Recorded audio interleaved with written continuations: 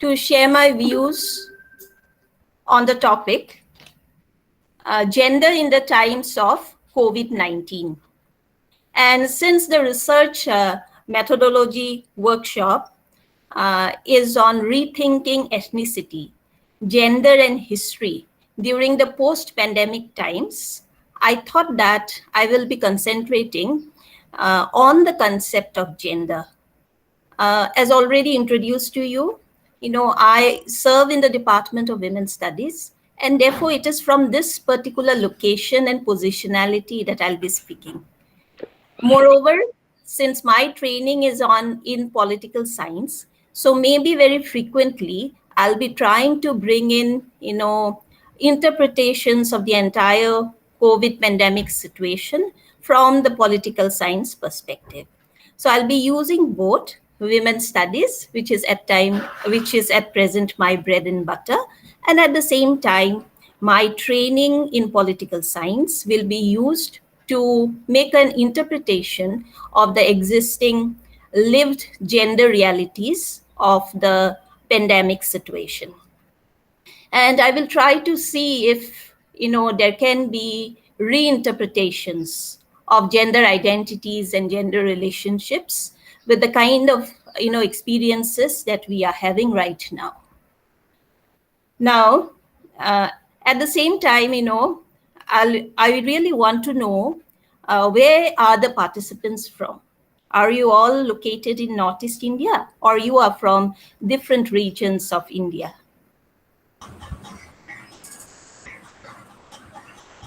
Yes? You are all from Northeast India? I'm from you. No, No, sir. Yes, ma'am. Yes, ma'am. Okay. Yes, ma'am. I'm from West Bengal. Okay. So we have people from West Bengal also. Anyway, so it is good to know, your locations at the same time. And are you all from English or different disciplines? ma'am, different disciplines. People are there from different disciplines as well. Okay. So since the participants, my colleagues here are from many different disciplines, definitely, gender in the times of COVID-19 will help you in many different ways. Anyway, before I move on to gender, I will just try to have an overview of the present, global pandemic situation. And I think we all know the facts and figures, but nevertheless, since the topic includes COVID-19, so we know that on March 11, 2020, the WHO, that is the World Health Organization, officially declared the COVID-19 outbreak as a global pandemic. And they did so due to the global spread and severity of the disease. It has spread all over into the nook and corners and the remote areas. Even when you look on to Northeast India, into the hills and the remote villages too, the COVID has spread. This global pandemic, it has been surging and raging and affecting and changing all the different aspects of our lives very, very drastically. Be it the home, education, economy, society, our everyday lives. Then whether we are located in the rural areas or in the urban areas, whether in the hills and the plains. So it is raging across all spaces and context. We went through the first wave. We had a small little break in between, and now we are into the second wave. There is also talk of the third wave, and I don't think that the third wave has yet started. Maybe we are towards the tail of this very prolonged second wave. And, the virus has been mutating. There has been, different variants of the virus, newer and newer names, Delta, Lambda, and Kappa, and so on. And the variants will increase because that is the very nature of the virus. And maybe it will take a very long time to reach that situation of post-pandemic. Just today before the lecture, I went and took my second dose of the vaccine. And I do know that many of us are yet to take the vaccines. And who knows, there is also talk of the booster dose, right? And maybe after that also, there'll be reports that we need to go in for a vaccine every 6 months. So we don't know what will happen in due course of time. But then on a lighter note, I will say that those of you who are interested in stocks and shares, you can definitely think of investing in the pharma industry. Then, in order to overcome this pandemic situation, different measures have been taken. And initially, as you know, on 24th of March 2020 in India, a nationwide lockdown was announced very, very suddenly and abruptly. And it limited the movement of nearly 1.3 billion population of India. And that particular, nationwide lockdown, initially it was given for 21 days, and then it lasted for 30 days, 30th May, till 30th May. And we have gone through situations such as, lockdowns, unlocks, and so on. And then there has been ban on people from stepping out of their homes. Very frequently, we also, nowadays use this as a greeting: stay home, stay safe. Today, this workshop is being held in the virtual mode. We are all in our, homes. I do not know whether this is the reality of all of you, right? But presently, I am in my home, and I'm speaking to you from my home because there has been suspension of all educational, training, and research institutions. The other, other restriction that has been imposed is, initially it was called social distancing, but definitely, with the kind of technology at hand, WhatsApp, smartphone, Facebook, right? And with the kind of communication networks that we have, it cannot be social distancing. What exists today is maybe physical distancing or body distancing. And in this particular second wave, we learned from the first wave, and we are not having that nationwide lockdown, which has in many ways, affected the lives of many people. And it has, to a large extent, created a deep impact on the economy of India. So in the second wave, what we are having is corona curfews. And there is ban on inter-district movements, interstate movements, so on and so forth. In this, scenario, what has happened to education? There has been a whole paradigm shift. In this very long journey of my experience as a teacher, I think till now, maybe I have had 26 or 27 years of teaching. I hope I'm audible. Yes. Yes, ma'am. Properly. Okay. Perfectly. I heard a sound in between, so I thought, did I lose my connectivity? Right. So if I have any such problem, do confirm from your end. Sure, ma'am. So, thank you so much. So what is happening here is, I never thought and imagined in the wildest of my imagination that there will come a day when I'll be doing my departmental duties from my home in the online mode. I am really missing the face-to-face interactions that I used to have with my, students in the offline mode. And, the UGC also has come up with a circular, which is now talking about a blended mode of teaching. And they are also dividing the percentage, 60-40, right? Where 60 will be, I think it is the offline, and 40% will be the online assessment of students.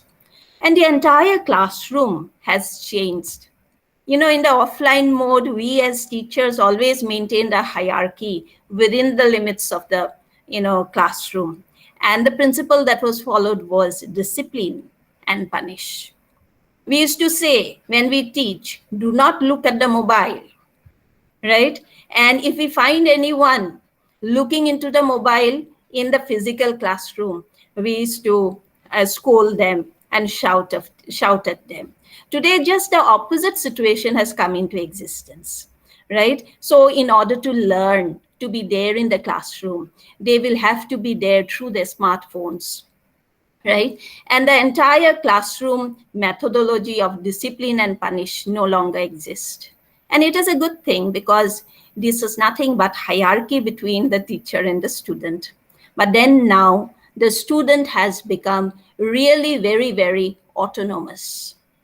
And a lot depends with regard to the teaching learning process on the teacher, on the student concerned. And the entire role of us as teachers has changed. We are, we are no longer, the teacher's role has now changed from the lecturer role to that of the facilitator role. Even the new NEP document, 2020, says that teachers must be facilitators. Okay? Then, in the midst of so much change in our lives and an entire paradigm shift, there are also certain advantages. And one such advantage is this kind of dissemination of knowledge, workshops, faculty development programs, right? Online seminars, webinars, and so on. And there's so much of choice. Based on your own choice, you can keep shifting. You can keep shifting, right? And you can keep moving with the help of technology and attend a seminar in any part of the world, right? So that is a good thing because this has become cost effective. And for this kind of dissemination of knowledge, right? Today, the conveners, both Pratyusha and Dr. Brahma, need not take us all the way to Boroland University. Of course, that physicality gives us a different kind of experience. But nevertheless, it is cost effective. And it saves time and energy at both ends. And then it also, the fact that we are now all into this FDP in the online mode, it also means that at least this number of participants are not moving out today, right? And so there is lesser carbon footprints that we leave behind, right? So if sustainable development is one of the goals, online might to some extent contribute. Okay, then since my talk relates to gender, from my positionality of women's studies, right? What exactly is gender? Now, this gender is a conceptual analytical tool in women's studies. And then it is a mechanism on the basis of which, the entire society is organized. Or you can say it is the organizing principle of the many different, aspects of the society. Be it home, be it the society, be it economy, polity, education, health, also hunger, poverty, and so on and so forth. Now, this particular pandemic has impacted and shaped gender identities and gender relationships. And the impact on men, impact on women, impact on the others or the third gender has been different. There has been, in other words, differential impacts. Now, when we use gender as a conceptual analytical category to analyze and understand our lived realities during the times of the pandemic, definitely we will have to take into consideration the standpoint perspectives, right? If you are trying to study the lives of men, then you take up the men's standpoint perspective. Or if that of a woman, then again, that women's standpoint must be taken into consideration. And we need to understand that as women, we do not have one single experience. We are not a homogeneous category. We are very, very different. So the same, logic applies for any other genders who live in the society. And after all, when I locate myself in women's studies, I am taking up the different feminist perspectives. And therefore, feminism is not of one type. It is not feminism in the singular, but it is about feminisms, plurality, multiplicity, diversity, where there is a lot of emphasis on differences. And when we try to study gender in the different context over different times, we will definitely have to talk about intersectionality as a methodological framework. We are not merely gender, but then we are also, we also belong to many different multiple social structures and processes.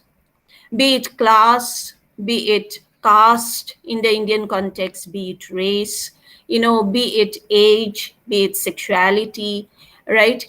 And be it region, language, you can go on and on, right? So in any kind of study relating to the COVID pandemic from the gender perspective, definitely we will have to take into consideration intersectionality as a methodological framework. And if you ask me to give a graphic representation of intersectionality, you can take the example of maybe 3-4 circles that intersect, or you can also take the example of of a person on the crossroads, right? Which is a meeting point of, say, many different roads, like the Jalukbari junction here, where many different roads, I think 6 different roads intersect each other. And at the intersecting point, if there is a policeman or a traffic policeman, right, at that intersecting point, he has a lot of power and position, right? Because just by raising his hand, he can stop any vehicle. And everybody has to listen to his, or obey his commands. But if you locate a person, a pedestrian, at that similar point, right? He, she, whatever, right? The person who is a pedestrian does not enjoy any position at such an intersection. And therefore, at such intersections, very frequently, many persons completely disappear, right? So what is happening to, different persons who live at the intersections, who live at the margins, right? And because of this intersectional structures and processes, even in normal times, they are not able to raise their voices. They are not visible. What is happening to their lives in this COVID-19 pandemic? Because today we are into a crisis, right? So in this crisis situation, what is happening to their lives? Now, when we refer to gender, we say that it is a construct, right? And when we say it is a construct, it can be a social construct, it can be a cultural construct. And this for the first time was being used by Simone de Beauvoir, who was a French feminist, and who in her work, The Second Sex, which was published in 1949, she says, A woman is not born, she is made. Okay, so but then when you accept this position that gender is a construct, be it social or cultural, right? But then we also accept the position that gender can be reconstructed. Okay, just as we have been socialized to be men and women, we can also re-socialize ourselves and change our gender identities and the prescribed, gender relationships. Now, when we refer to, COVID-19 pandemic, right, we understand that the home has become very, very important. It is a very important and a busy site today in the midst of this pandemic with a lot of activities. Because, but then you should remember that this kind of a home is only possible for the middle class people, right? Because, and of course, there have been situations in this kind of middle class homes, especially at the height of the spikes of the pandemic, right? Or during the time of the national lockdown, or when we had very long curfews all throughout the day, right? So in such situations, many of these middle class homes, they had to give up on their domestic helpers who were part-time. But then, the situation did not change in middle class homes where we have full-time domestic helpers. But then there has been a lot of, activities within the homes, especially if you have children in the schools, in the colleges, in the university, then the home has become the educational institution. And if in that particular situation, you are a teacher, you are a mother, right? But then at the same time, you are a teacher, right? So again, that becomes your workplace. So, to add to that, there is a lot of, housework, especially unpaid housework and unpaid care work, because the precautions that we need to take during this pandemic situation is we need to take a lot of care of sanitation, hygiene, nutrition to boost our immunity levels. It seemed as if the virus is everywhere, on every surface, right? So there was so much emphasis on cleaning, cooking, right? Then care work, care of the elderly, care of the little infants, care of the people who are sick and down with COVID, right? So what it means here is the middle class homes started having a lot of activities. And initially in feminism, we used to talk about, double shift or triple shift. But then during this pandemic situation, we are having multiple shifts. And, if this situation is that of a very traditional setup, where there is this sexual division of labor, gender division of housework, and there is no change in that situation. Women are expected to be to do all the housework, the care work. So think of the situation of that particular woman in this kind of a situation. So you will find that in this pandemic situation, in many homes, women have been overburdened with unpaid care work and unpaid domestic work. So the question that arises here is, is there a re-traditionalization of care? Are we moving back from our achievements with regard to gender division of labor at home? right? So is there a re-traditionalization of care? And what is also important to understand here theoretically and conceptually is that, during the pandemic situation, the private space, that is the home, has is also now the productive space because we are working from that space.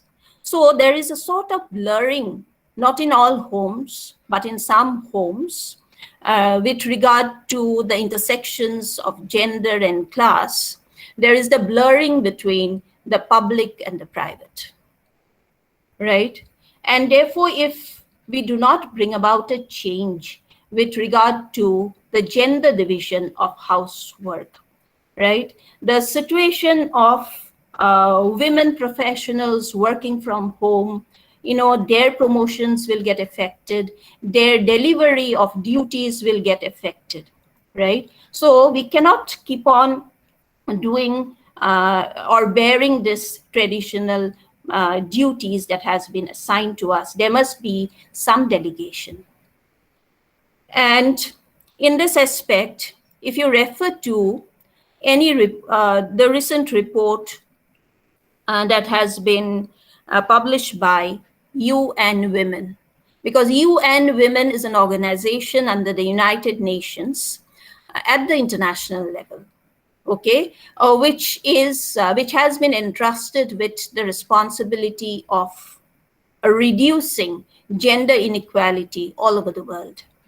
So their report says that the economic value of unpaid care work and domestic work accounts for 10 to 39%.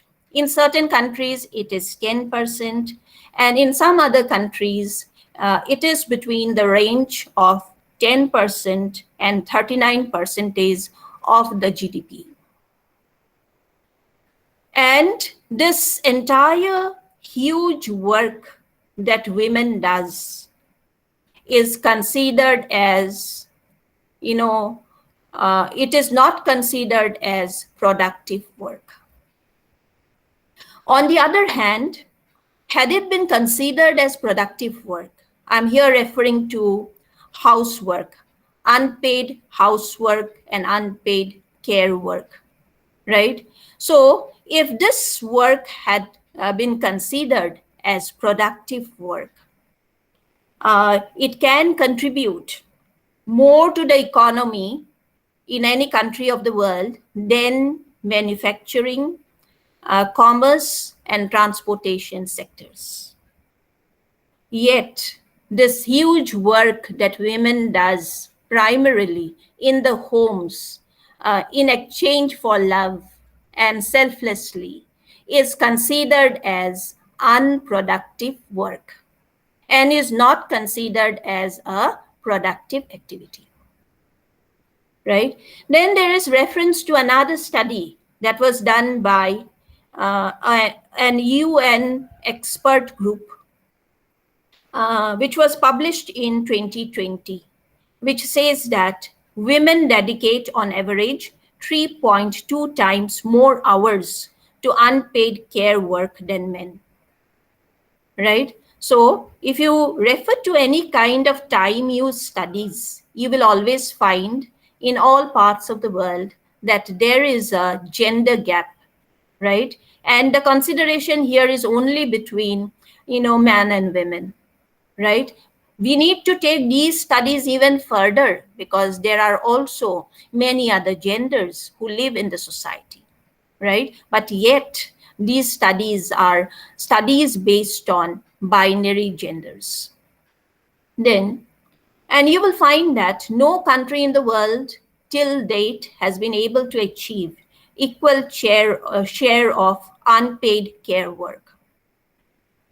So, and then you will find situations where mothers continue to do more unpaid care work and domestic work, regardless of the employment and the working conditions where she is, pursuing her career. Okay, so this has been the general trend all over the world. Now, during this pandemic, with regard to unpaid care work, there has been some redistribution of work in certain families, right? So we also need to recognize that. And of course, this redistribution that is happening that is happening in certain families depend to a large extent whether the mother and father are in paid work or not. So it depends on the employment status of the parents, right? Then it also depends whether, say for instance, if you refer to a situation where the women is into essential services, she is a health worker, right? So even during the lockdowns, she has to attend to her duty. Okay, so and then she during the second wave, during the first wave, she had to go into quarantine and isolation. Okay, so that her family members do not come into contact with the disease. So what is exactly happening in these families? Definitely, and in situations where the domestic helper too is not there. So definitely there must have been a redistribution of domestic work or care work, right? So one of the lessons that we learn during this pandemic situation is that we need to engage in re-socialization of the genders. Because when we refer to, things like cooking, cleaning, caring, these are skills that we all need to learn and engage in, whatever be our sexes, whatever be our gender identities, because these are life skills, right? And these life skills are necessary for each and every one of us. I know of friends who, during this pandemic situation, had sons locked up in the hostel rooms or in the PGs without the cook, without the cleaner. Then over long distance WhatsApp call, they taught their sons how to do the cooking, right? So instead of a crisis reminding us the need for these life skills, we need to train our little, infants, right? Little children, these life skills. So it has definitely taught us the re-socialization of gender.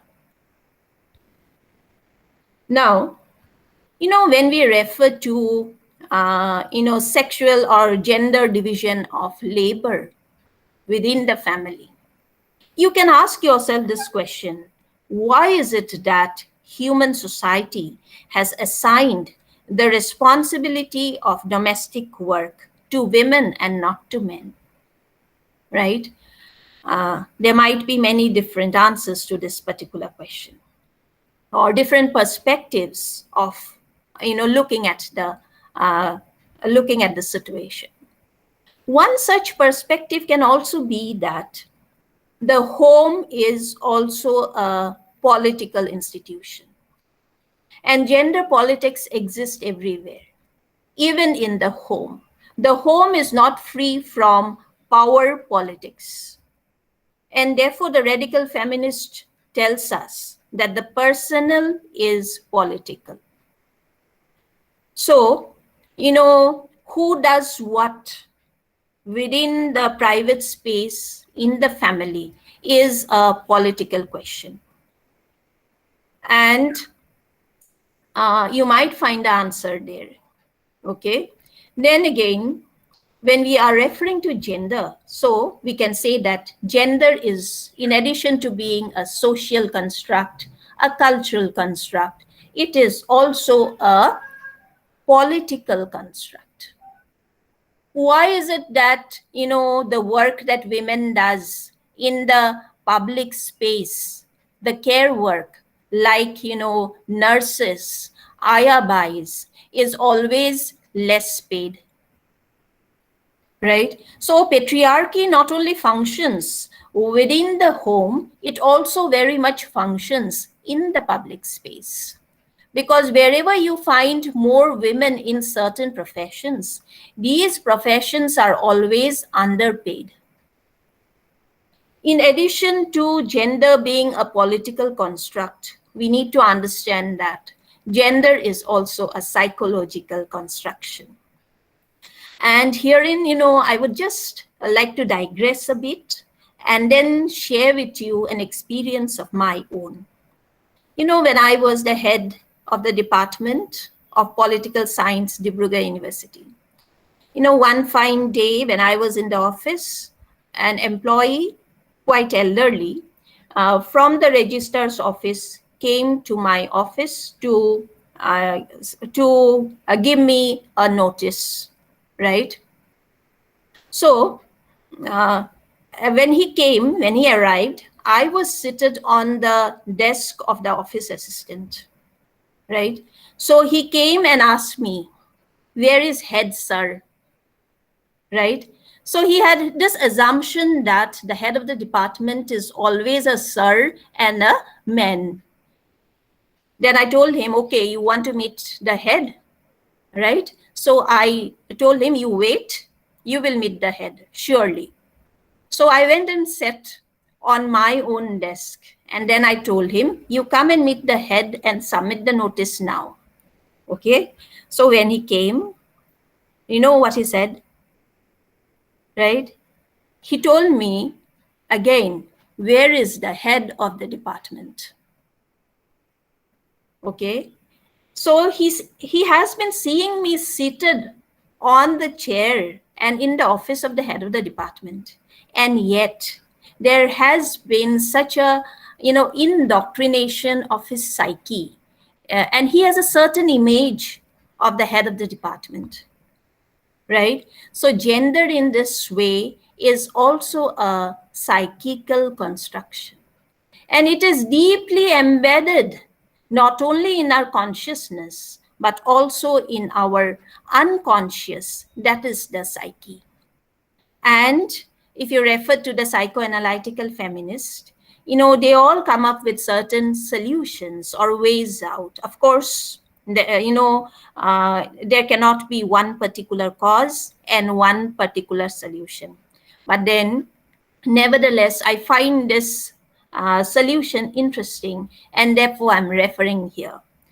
They say that from the period of infancy onwards, right, we need to emphasize upon dual parenting.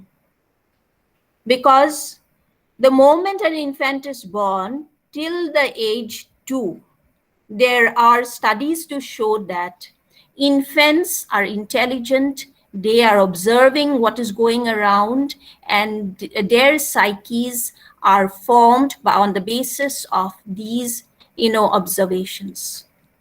So, it is necessary for them to see both the parents, mother and the father, caring for them. Okay, so one of the ways out can be dual parenting. And that is doable because that can be done at the individual level within the family itself. Now, let us go back to COVID-19. So, the COVID-19 pandemic, does it have a potential for a positive shift to more egalitarian housework and care work? You can say yes, in some middle-class homes, not all. The little sharing that has been happening, and we also have proof of some of these, some of this sharing. Say, for instance, we find very frequently pictures being uploaded in WhatsApp, in social media, right, of men becoming bakers, of cooks, right, and then learning to cook from the YouTube, and cooking has become so easy, okay? But then this sharing that is happening must be normalized, and we need to continue with the little sharing that is happening. Otherwise, if this kind of online productive work from the home or the private space continues, you will be overburdened with work, and many women will become like Goddess Durga with many hands, each hand doing a different house activity.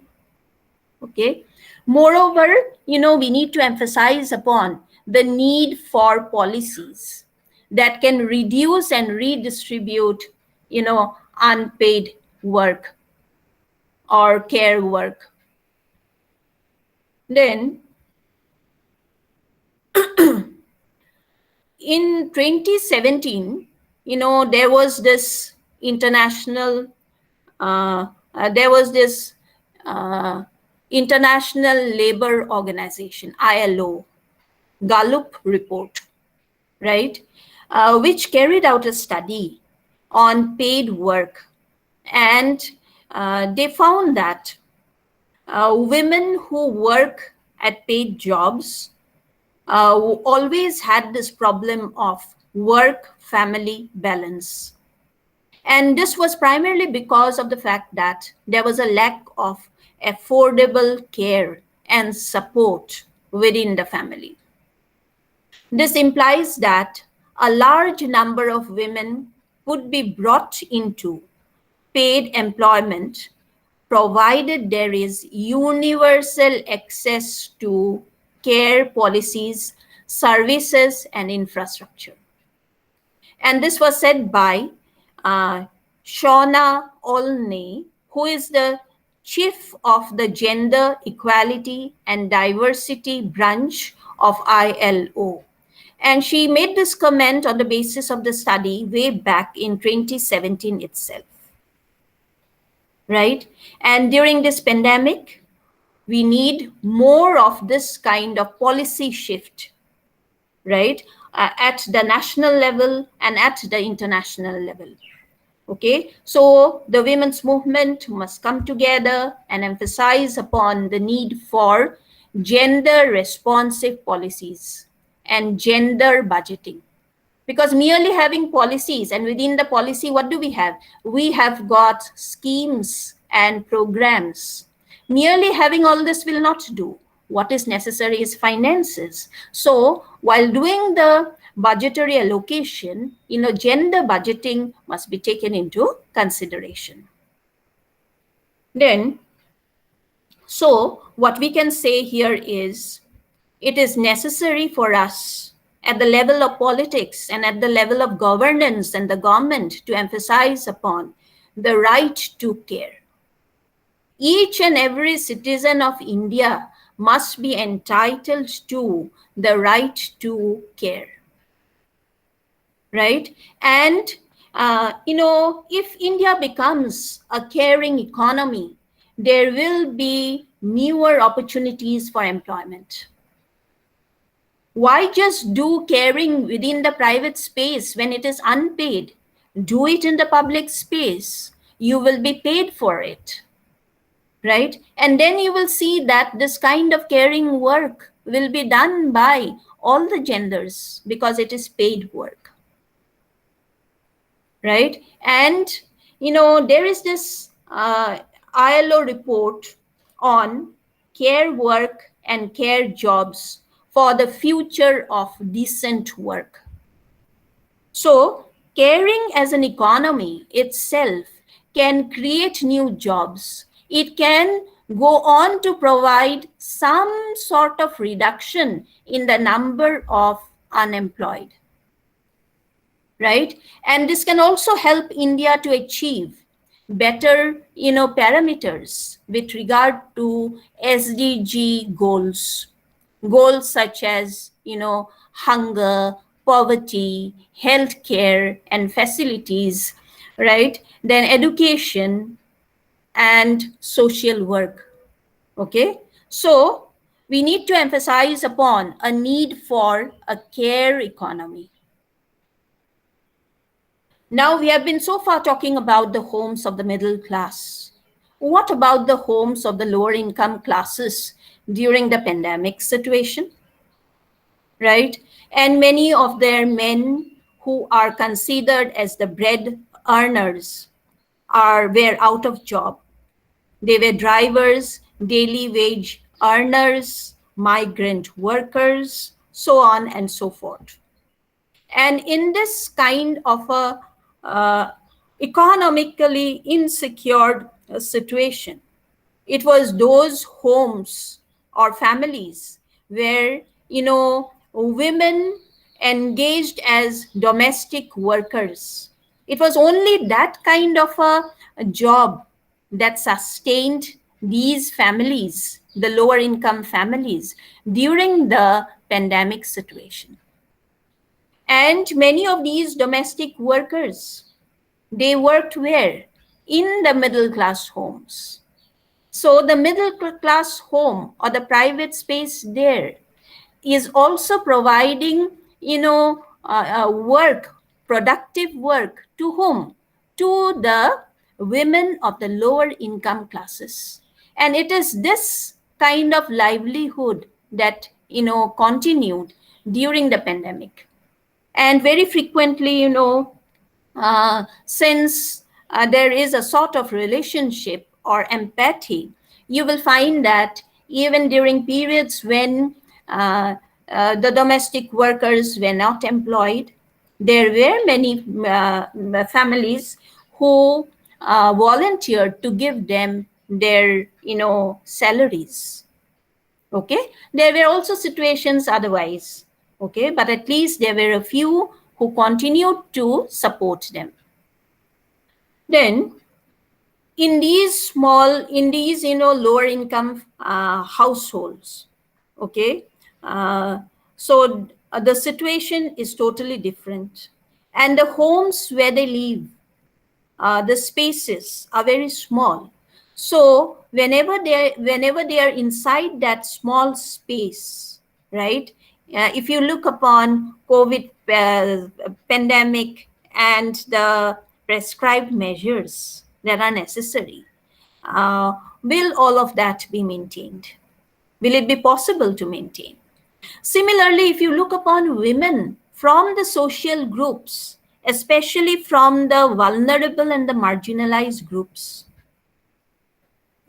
where there already existed a lot of socio-economic inequalities prior to the pandemic, right? And during the pandemic, we are telling them, wash your hands with sanitizer and soap, wear mask, right? But then many of these homes do not have the basic infrastructure.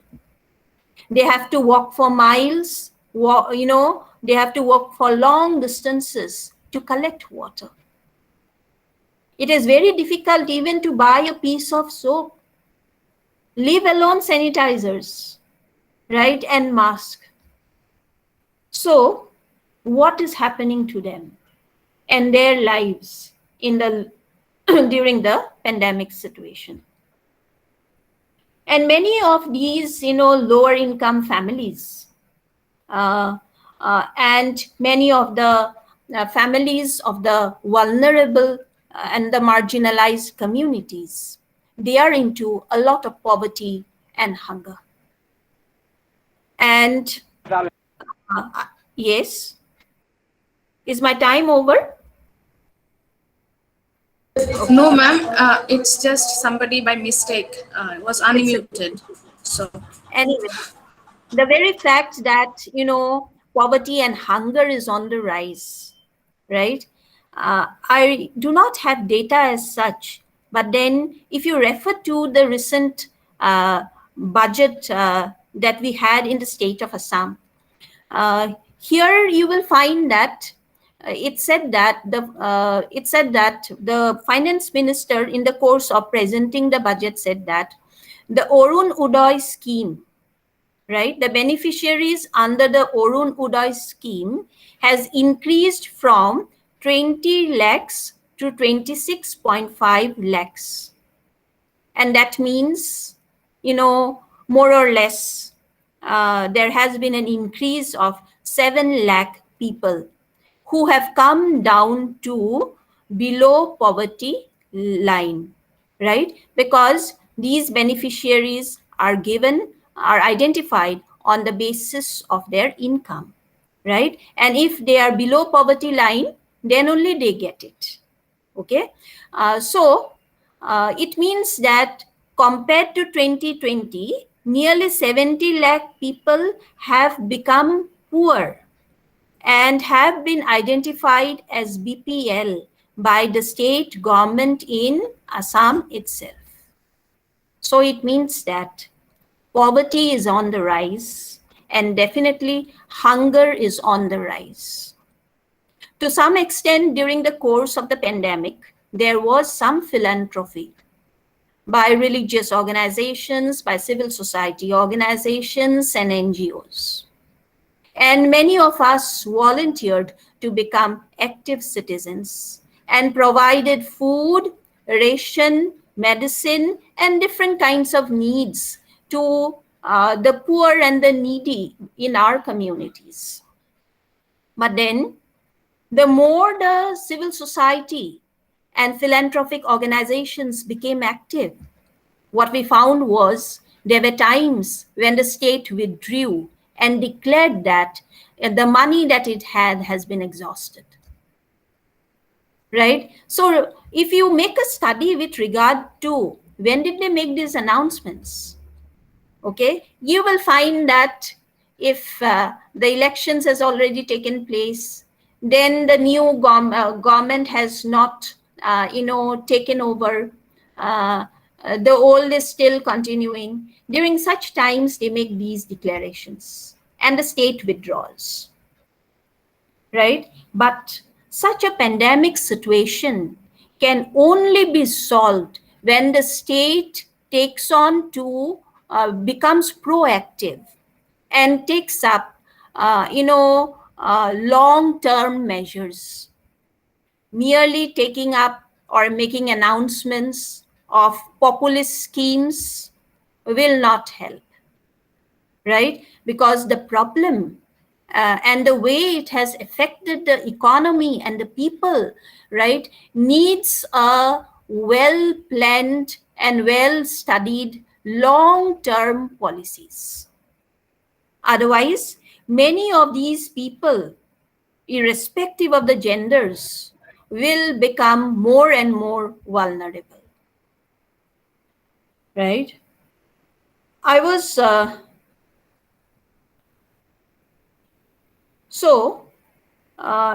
what is happening here during the pandemic is that inequalities already existed.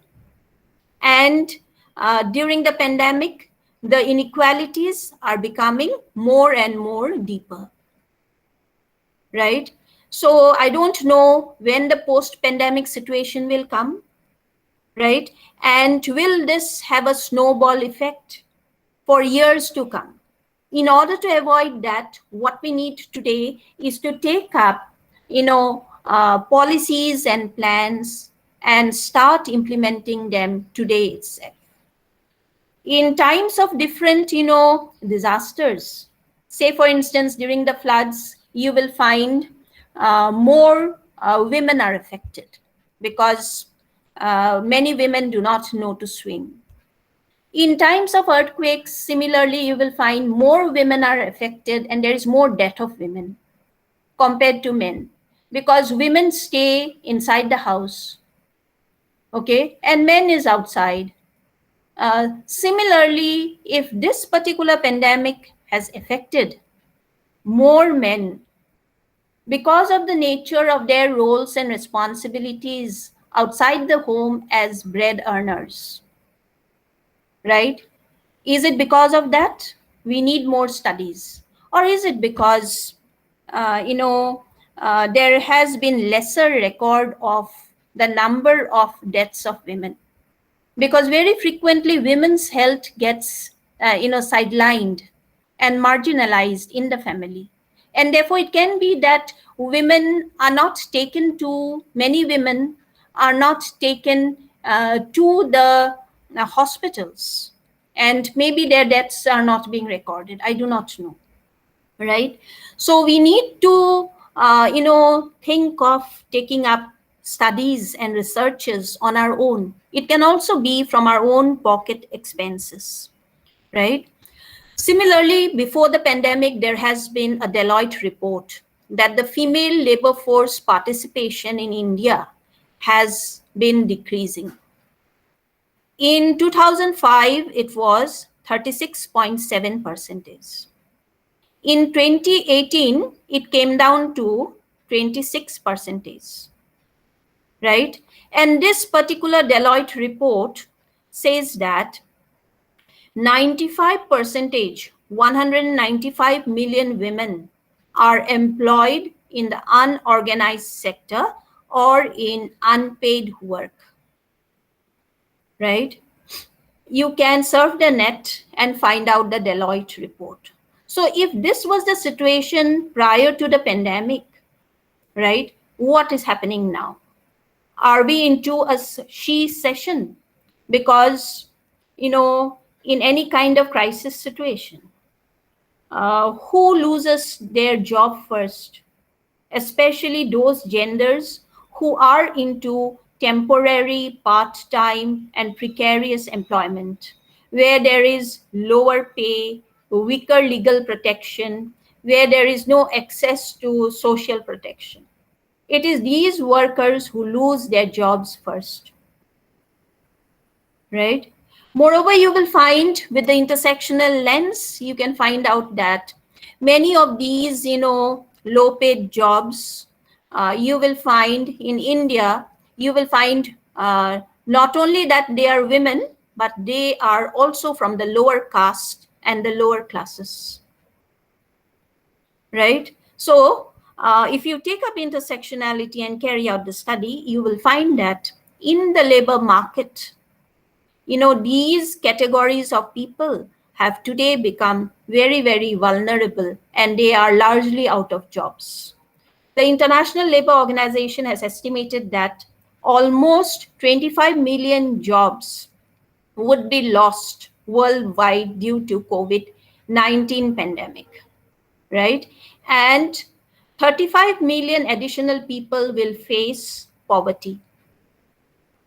Then, when we had this national lockdown and there was this migration, interstate and intrastate, when we were looking into the media reports, we found that the reporting was done in such a way that all the migrants were men. Women were only there as wives of these migrant men. But then, the entire media footage made many women migrants, right, invisible.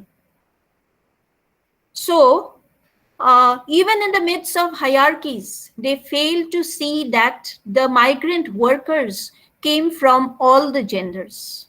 And there was just reporting of the domestic workers, a few of them, and there was reporting of, women who were, reproducing, maybe in moving trains and so on.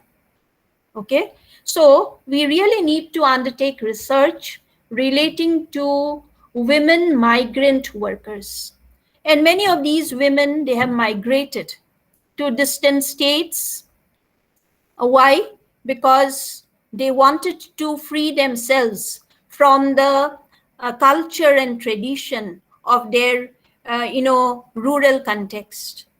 And they wanted autonomy. They wanted to escape from the rigidities and hierarchies within their, villages. So there are many untold stories of women which needs to be told. Then, for many of these poor women, you will find that in times of crisis, it is their assets which will be sold first, right?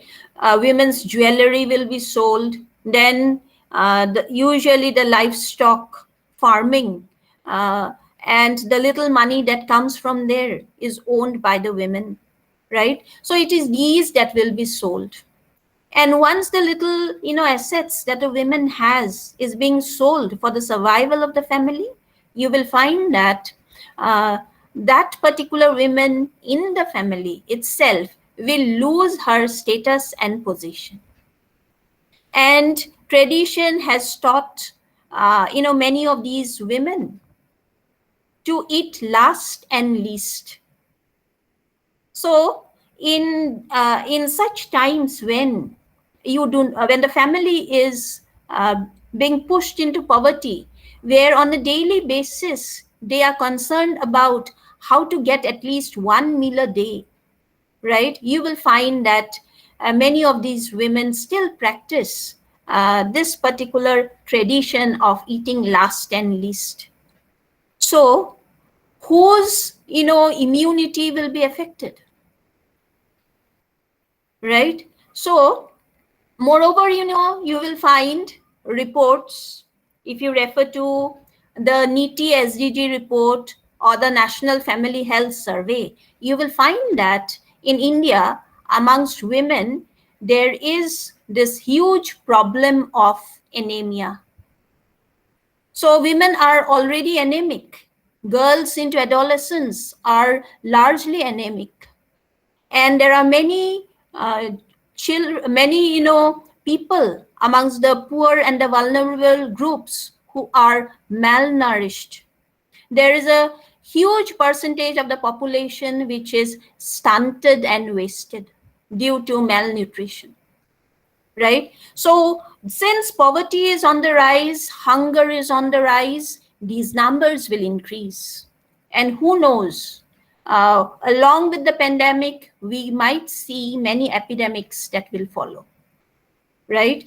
And in the midst of all this, the number of newborns that come, right? There might be studies later on that will show how their health has been affected because of the pandemic situation. In these poor families, any kind of crisis situation is also a situation where there is a huge report of trafficking. In the state of Assam itself, there has been in the newspapers continuous report of trafficking of women, children, both boys and girls, right? And this has been happening, right? And primarily because of the increase in poverty, right?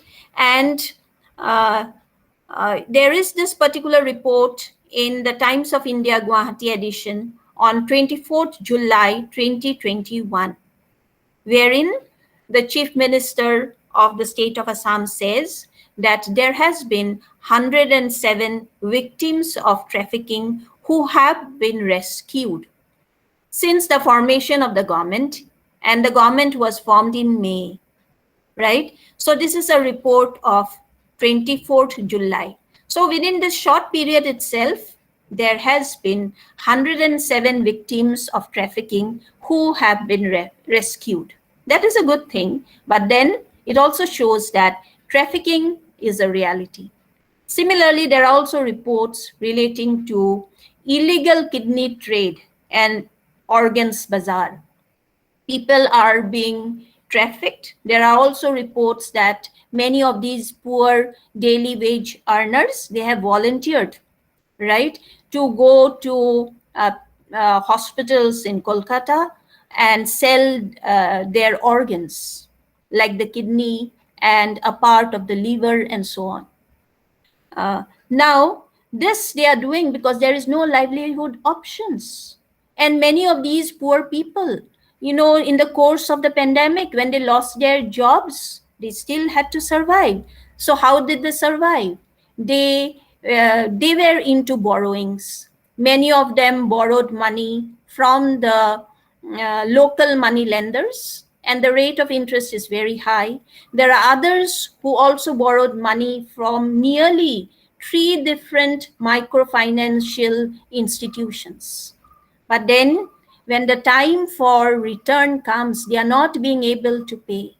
So there has been a report and an interview of a particular worker of a tea garden in the state of Assam in Dibrugarh district, where he says that he has volunteered to go and sell a kidney right? He sold the kidney, right? And he came back. But we should understand that there is a huge network who is making use of this entire situation and is increasing the number of trafficked people and is also motivating, poor people to sell their kidneys to earn some money. Okay, then there are also reports where there was another family which had a woman and a teenage girl.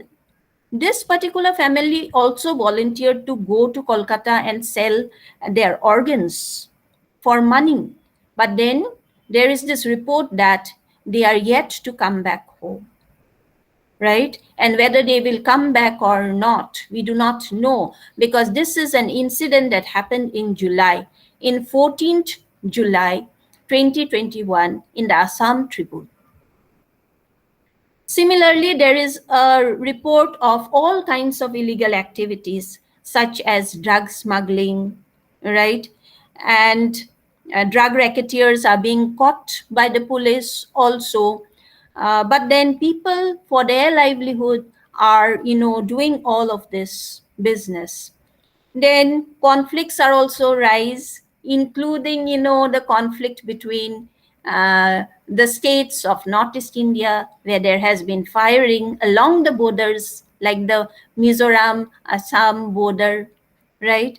Whether it is related to the pandemic or not, but then it happened during the pandemic, right? And then the crimes are also on the rise. We usually say, stay home, stay safe. But then all women inside the home is not safe. There are many women who are living with their abusers. And the United Nations has also said that along with the pandemic, there has also been a shadow pandemic. And that shadow pandemic is the violence against women, especially domestic violence and intimate partner violence. And the National Commission for Women in India has also reported that during the national lockdown, there has been a huge spurt in the number of domestic violence cases.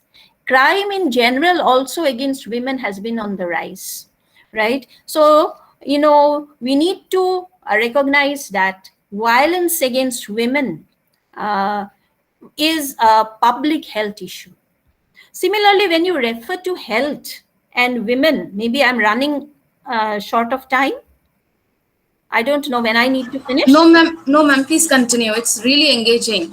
So never mind. Okay. Continue. Yeah. So, when you refer to health, right, many of the health workers in the front line, the COVID warriors, are women in India, right? And when you refer from the grassroots level itself, health workers who are working in the remote villages amongst the communities, walking miles to generate awareness relating to COVID pandemic, right? Doing contact tracing, then distributing masks, ensuring everyone gets a jab or 2 jabs.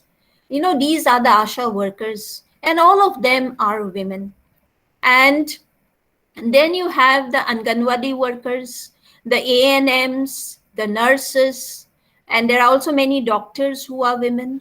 So majority of these care workers in the health sector are women. So in other words, we can also say that women are not merely caregivers in the private space. They are also caregivers in the public space.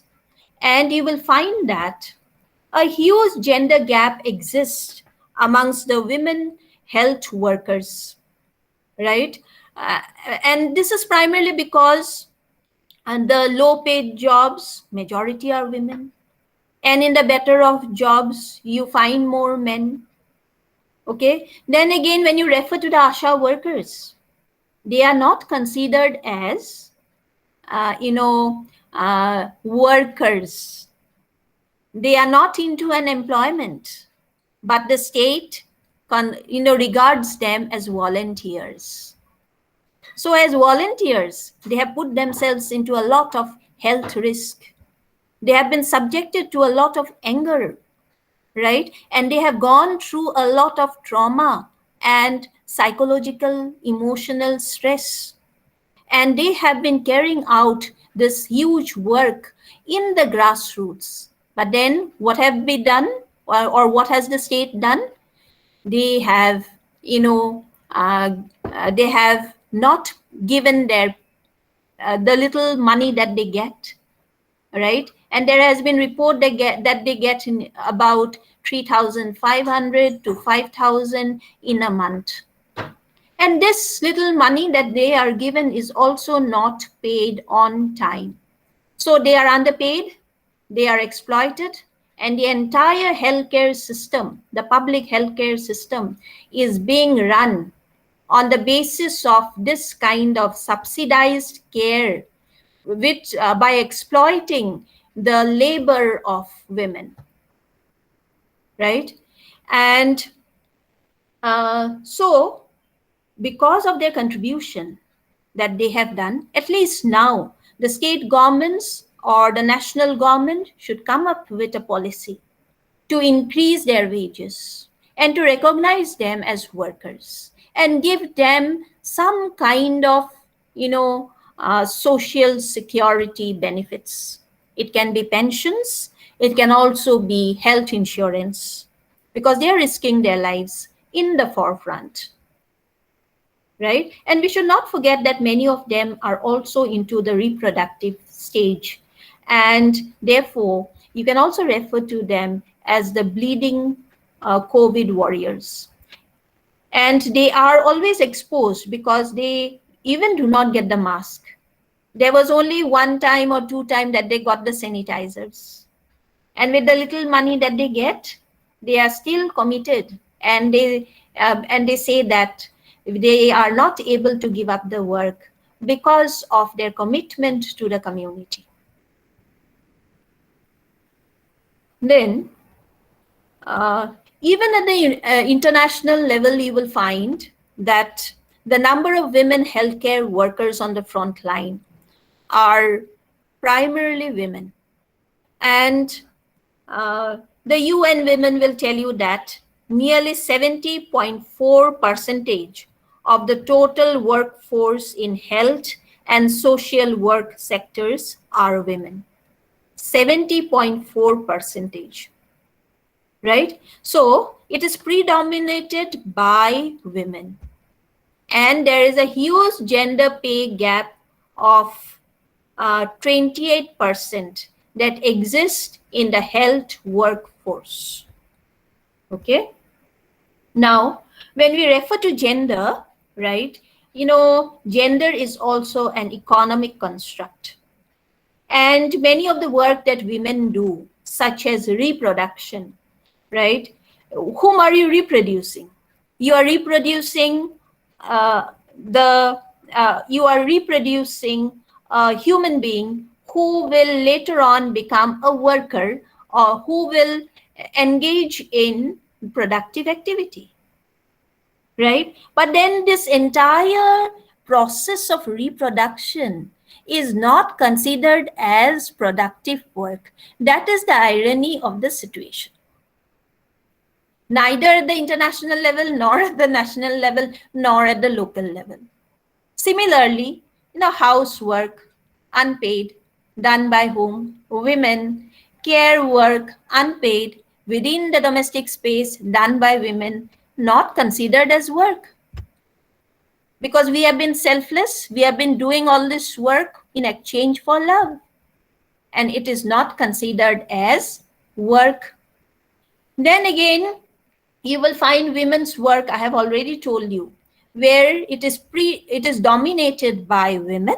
Then again, those professions are devalued, and the devaluation can be substantiated on the basis of the salary that they are given.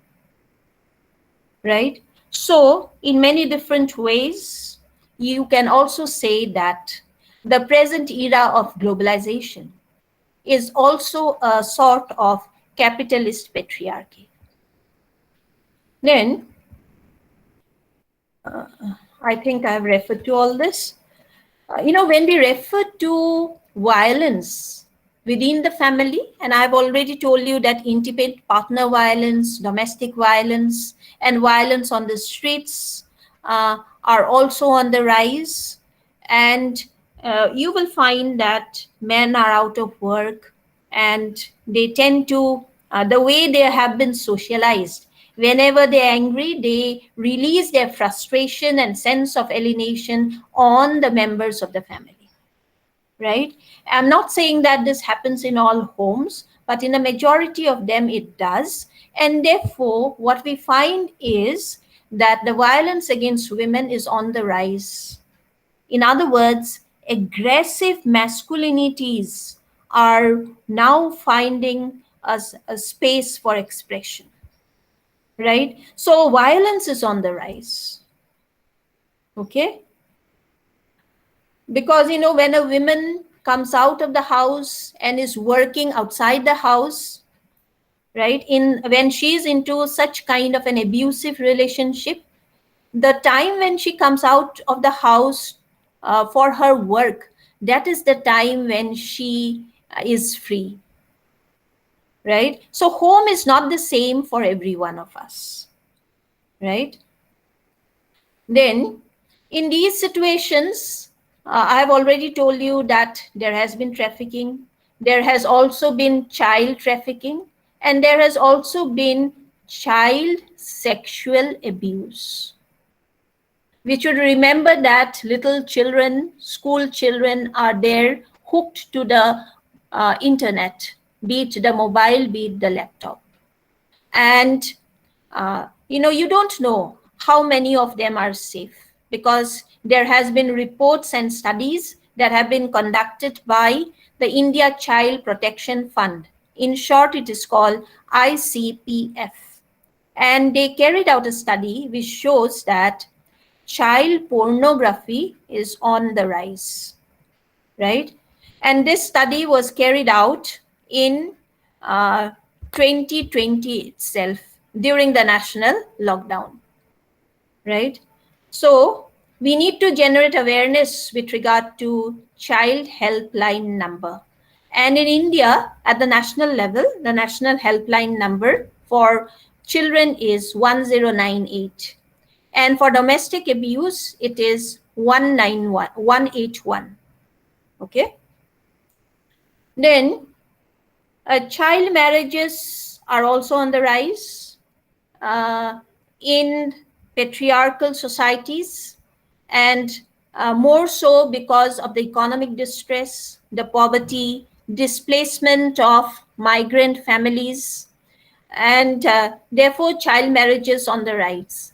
Similarly, you will find that even before the pandemic, child marriages are also quite high in Assam as well as in Tripura, right? And within Assam, there are certain districts like, say, instance, Morigaon, Dhubri, and I'm forgetting the names of the other districts, nearly 5 districts, where you will find child marriages even prior to the pandemic were very high. Okay, and now with many families becoming even poor, right? And girls will be the first to be married off. And these families also think that their duty is to marry off the girls, right? Intact with their virginity. Okay, so they engage in child marriage, and there are reports and statistics to tell us that child marriage is on the rise. Most of us in this particular workshop are from academics.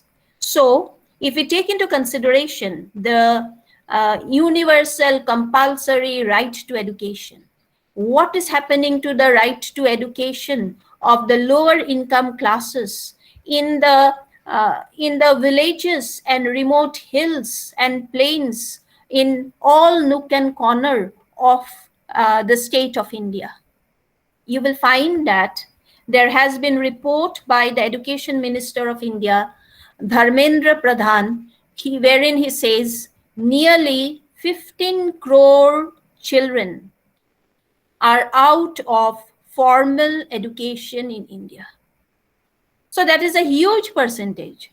15 crore children are out of formal education in India.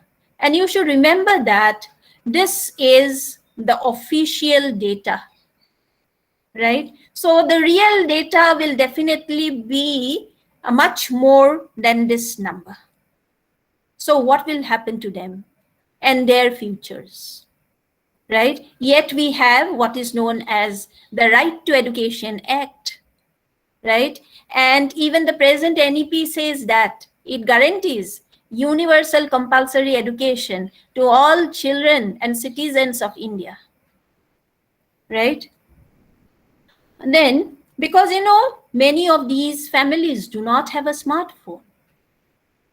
And even when the state governments initiate and take up measures to distribute smartphones, that alone will not do. Because in many of the rural areas, what we do not have electricity, we do not have, basic facilities such as drinking water, proper roads, right? And so there'll be huge dropouts of children. And in terms of gender, you will find that it is girls who will drop out of education first, because they will be used first to take care of their younger siblings, and then they will be married off at a very early age, right? So what happens to the human rights of these little girls? Then, similarly, in this situation of the COVID pandemic, what happens to the rights of the sex workers, the transgenders, the refugees, and stateless people, who are, as it is, very, very vulnerable, right? And recently in Guwahati city itself, we saw the fight that took place in, I think, in the Maligaon Bazaar itself, between two groups of transgenders, right? And that took place maybe for, as reported, maybe for, their livelihood concerns, right? Two different factions were fighting on the street. So then again, there are certain things like the institution of marriage. The pandemic has also brought about certain changes with regard to our rituals, practices, and marriage as a ceremony, right? So there has been situations where marriages were observed online. There have been situations where marriages have been observed with limited number of guests, and therefore the spending was less. But then, what is happening to, what is the nature of these marriages? Are they arranged marriage? And what happens to marriages which go against the family norms and acceptance, right? So these can be areas of research. Similarly, the judiciary has also from time to time gone online, like education, right? And the judiciary has been taking up cases on the priority basis. And I doubt that, divorce cases, especially relating to maintenance, have never been prioritized. And I have heard that the family courts are not functioning, right? These are some of the concerns that I wanted to bring in. I have, by way of conclusion, what can be done, okay? What can be done is, countries where women have been in the leadership position and where women have been there in the decision-making process have done better, right? Maybe, the very fact that this particular gender has been able to bring in their perspective, and maybe their leadership style is more participatory, right, must have brought in a more better managed situation. I'm referring to countries like New Zealand, countries like Germany under Angela Merkel, then Finland, and so on. Okay,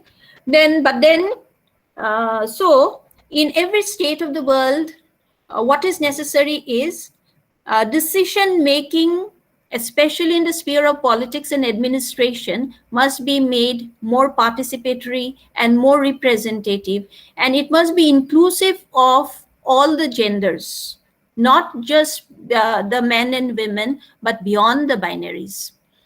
Then, crisis always tells us that we need to build on our experiences. We need to decide what are the lessons learned and try to bring about changes. Crisis can also be overcome with resilience, with cooperation, and with collective efforts, right? And this has been done to a large extent by philanthropic organizations as well as by civil society organizations. And definitely, it also teaches us that re-socialization of the genders is necessary now that there has been a blurring between the public and the private, right? And the 3 C's, cooking, cleaning, and caring, are life skills, and all genders must be taught these lessons. Then access to resources is very important, right? Because the poor is becoming more and more vulnerable because of the lack of resources, because of the lack of savings. And now they are into more borrowings. In other words, they are into indebtedness. So, what on the ground we can suggest, and maybe the government has also come up with, is one ration card in the whole of India, right? So that, every citizen gets the PDS and becomes a beneficiary of it. And these schemes must be given without conditionalities. There are many schemes which women and mothers can get, provided they have only 2 child norms. These schemes and the conditionalities must be waived, at least taking into consideration the COVID period. Then right to health must be made a fundamental right for every citizen of India. And the government of the day must make more investments in public health, because the public health infrastructure is in a very dismal condition, and there have been many makeshift hospitals, and especially when we refer to primary health care facilities at the grassroots level, because the smaller towns, in many of them, you hardly have the hospitals with ICU facilities, right? Then, the care economy that I have emphasized is really very necessary, right? Moreover, along with that, what is necessary is care for nature. Because of our disregard for nature, there has been this jump of a virus from nature into the human world, and has created this huge pandemic the world over. So we need to care for nature. We need to plan and carry out our economic activities on the basis of the sustainable development goals. Then expenditure on budgetary allocations on education will definitely have to be increased.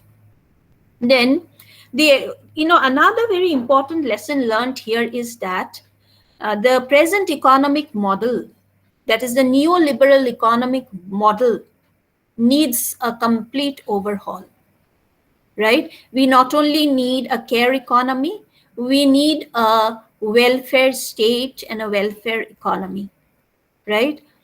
Then, only then can we achieve what is, the ideal situation that we all aspire for: a society free from oppression, from inequalities, from domination, a society of the future which will guarantee us values such as liberty, equality, justice, respect, tolerance for diversity and difference, where each of us, irrespective of our gender identities, are able to live a life of dignity. With this, I would like to thank the organizers here for giving me this opportunity to share my views with you. Thank you so much. Thank you very much, madam. Thank you so much, ma'am. Really, the topic, the discussion, the lecture was extremely beneficial for all of us. It was very engaging, very interesting, and you really spoke about the relevant things, which touches our daily lives. We see in front of us, these things, that you spoke about, this gender division of labor. Even in our own homes, we see these things, but it hardly not many of us realize that these things are something that is that leads to inequality of treatment, and it's something so normalized that we hardly notice this. So, and even if we go to speak as women, we we are dismissed as feminists or something like that. So that is something, a story. And ma'am, you talked about this gender as a, not only as a cultural construct, but as a political as well as a psychological construct. I mean, you are, ma'am, so true, because you talked about your experience. Let me share a experience that I come across. Means, ma'am, when we go to restaurants with men, the people who come to take the bill, they will never come to us. Somehow it's there in the psyche that women don't pay, so they will always go to the men to ask for the money. So that is something that I have noticed. And even if the person concerned with whom you have gone is younger to you or looks younger to you, even then, I mean, that is something that is disheartening. Even when you go to the shops, the money is always asked from the male. I see some thumbs up coming up in the chat box. I mean, this is something so interesting. And the way you related the entire thing, it's not only about our daily lives, but especially because the way it has gone out of proportion because of the pandemic. So that is truly engaging, man. The task for summarizing the thing is one of the participants does that, but I couldn't hold myself to just share my views. So thank you, ma'am. Thank you so much. I would request Sanjeev Sorgayari to summarize and conclude the lecture that ma'am has just delivered. Sanjeev Sorgayari. Hello, ma'am. Hello, ma'am. Yes, we can hear you. Huh? Yes. Yeah. I thank Professor Mang for giving me such kind of golden opportunity to summarize the big lecture by. Now I go with the summary. Alpana ma'am talked on the topic gender in the times. Am I audible, ma'am? Hello? Yes, you are. Ma'am? Yes, you Am I are. audible? Yes. Yes. So, I have Go ahead. So, Alpana to talk on in the terms of COVID-19. First of all, I'm very happy to know that Alpana has finished the vaccination, and what to say, this is a good inspiration to the people of the country to take the vaccine. And now I'm going with the subject. So mom concentrates on the subject of gender in her lecture. She interprets the COVID-19 from the gender perspective. In the very beginning of her lecture, mom brought to the focus that COVID-19 was declared as a pandemic on March 11, 2020. And that month, every areas of the country, every corner of the country, of the world were affected by the COVID-19. Nothing has escaped the COVID-19 like that. The first, second wave of the COVID-19 in the country hints at the uprise of the third wave of the COVID-19. Am I audible, ma'am? Yes. Please go on. What is it? Yes. Lockdown 2020 to ma'am limited the movement of 1.3 million population of India. It's a big impact on the country and the social life of the country. And along with that, particularly what the disaster of the country gives us repeats the slogan, stay home, stay safe. by the health department of the country. Now, lockdown, from the lecture of Ma'am, I have understood that lockdown has big, deep impact on the economy of the country. Now, what is the academic system, the education system of the country, to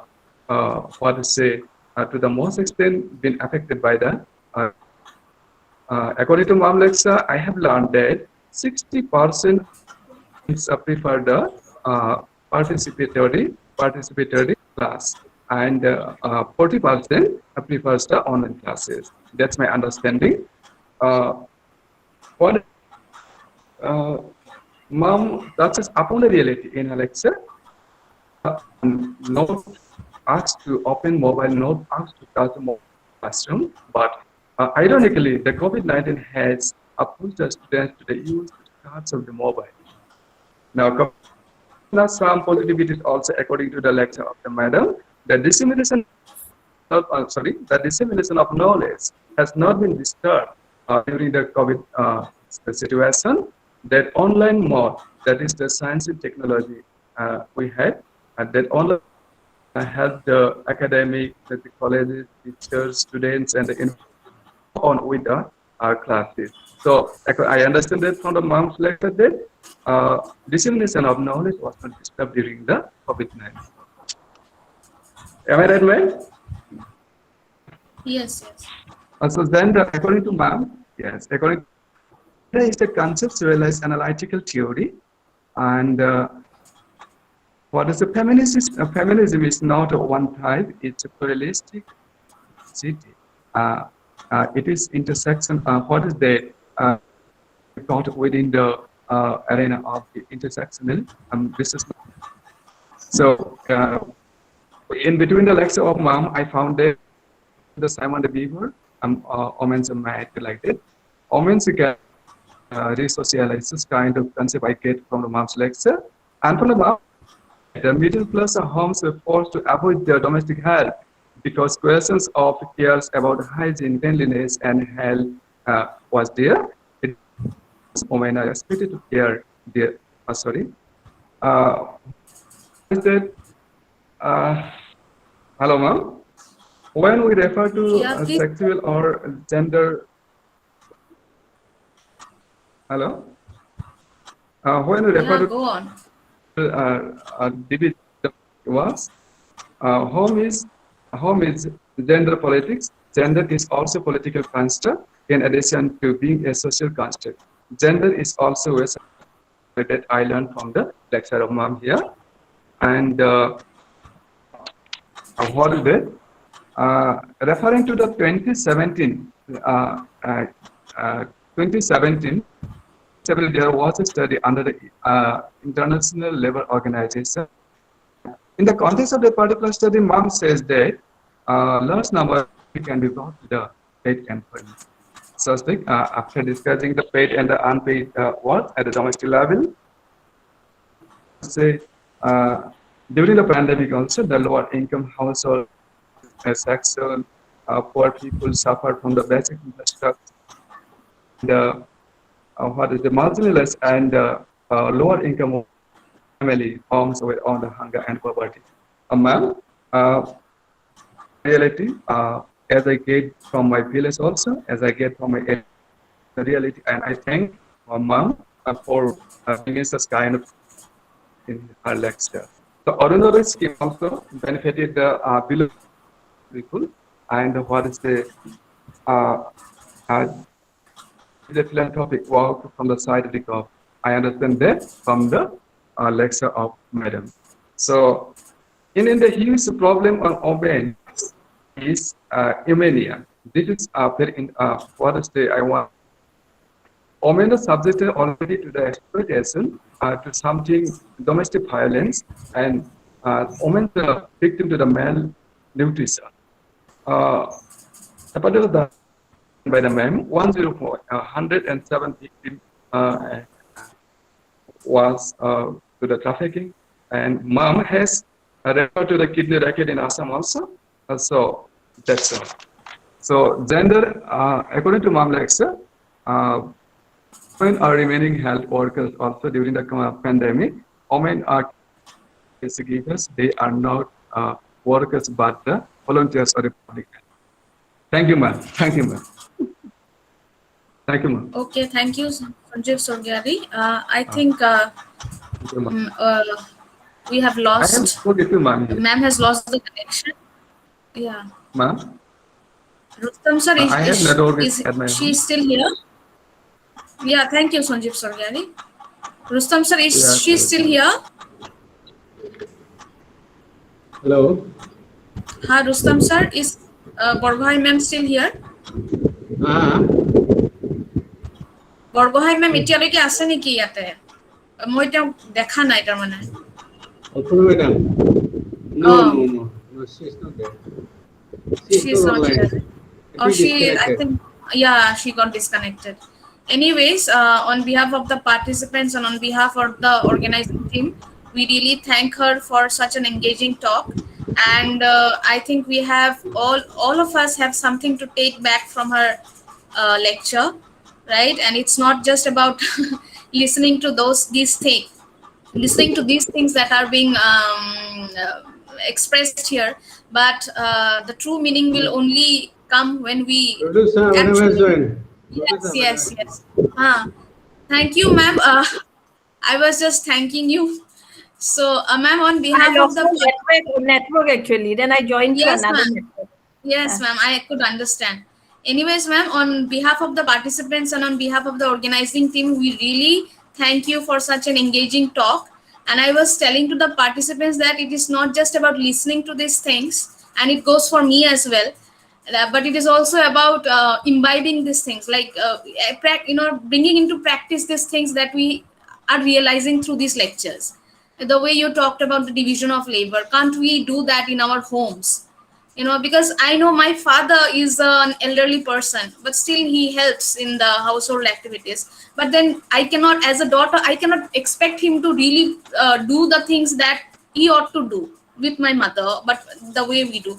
But definitely, ma'am, if I am to marry somebody or if I am to raise a son, I will definitely see to it that these things are like shared on an equal basis. So that is what I was saying, that because we are academicians, like how can we take this forward, and how can we these discussions should move out from the academia, and also it should get translated into real lives. Like it should become part of our lived experiences. That is what I was trying to say, and that is what we have. So your lecture definitely gave us a lot to think about, and definitely we should take something back home. So of course we are at home, but that is something like we should imbibe in our daily lives. So thank you, ma'am, thank you so much, and we also look forward to your next lecture, which is to be delivered on 30th. So we hope to meet you again, ma'am. Thank you so much, ma'am. Thank you, Pratyusha. Thank you so much, Pratyusha, for giving me this opportunity, and I love being here. Thank you, just madam. had Thank you. welcome so much. Right, so I'll see you on 30th. Okay, bye. Yes. Sure, ma'am. Thank you so much. Thank you so much, ma'am. Welcome. I will leave. Huh? Bye. Okay, ma'am. Bye, ma'am.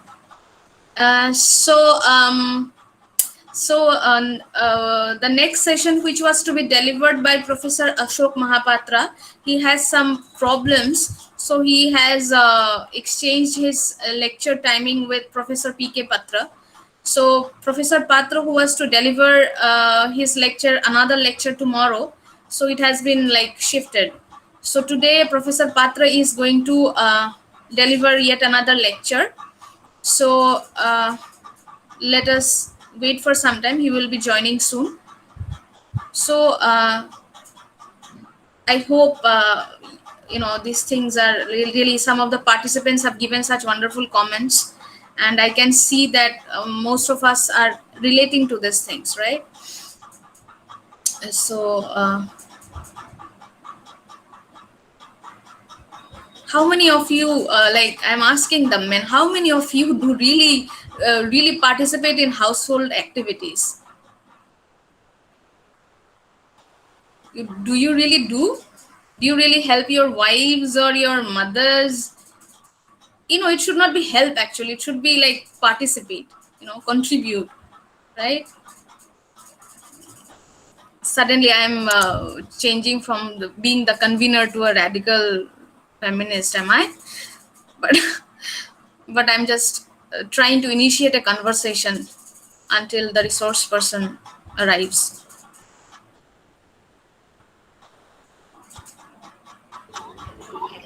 Professor, Ah, Sir joined in between. Sir has left. You please call him. Sir left. Sir joined in between. sir will what? Sir joined in between, but when this meeting was continued, that's why Sir left. So please call No, him. I'll let him know then. Yes.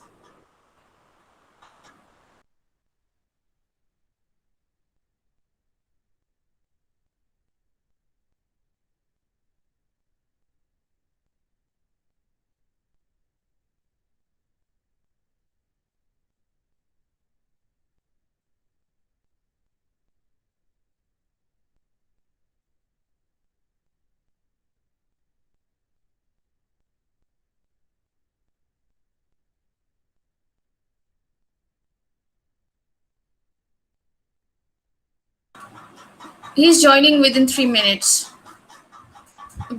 But I'm disappointed that nobody responded to my question.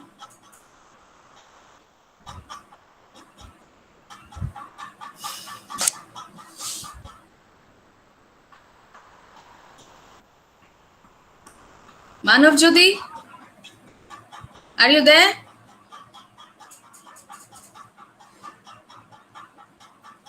I can see some of my students and some of the scholars also. Ma'am, Yeah, Ankita? I thought this question is only for men, so that's why I'm silent. No, it's not for men, but also you can also respond. But I was just asking, as I was curious, because here, all the intellectuals are here, so definitely responses from people like you all is definitely interesting for me. Yeah. To know, like, what do you do at homes. So that is why I was kind of asking the question. Yeah, Anyways, then Ankita, to you ma'am, wanted to say something? yeah, ma'am, if you are asking it to everyone, then to talk about me, then I to do everything from cooking, cleaning, everything. I know everything. And since my mom is away from home now, so that's why I need to do everything. To feed my father and my brother, so I have to do their work as well, and also my study and everything. So Yeah, but you I'm should, doing multiple job.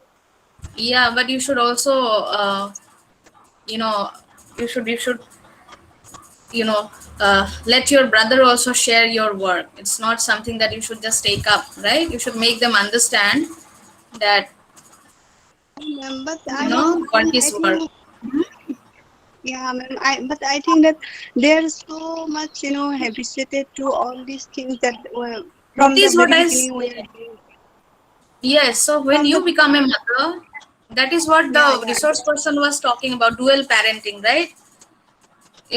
yes, The ma'am. generation Yes, which is already habituated into these kind of things, it's difficult to change because people are so, yeah, I think the resource person has yes, ma'am. arrived. Because they are so much used as mother Yes, and me. So we yes, do their, so that is yes, why there is no division of work and all these things. yes, Professor, yes, Sir, I say. My mother definitely. is away, then I need to do that. Okay, Ankita, this discussion will continue.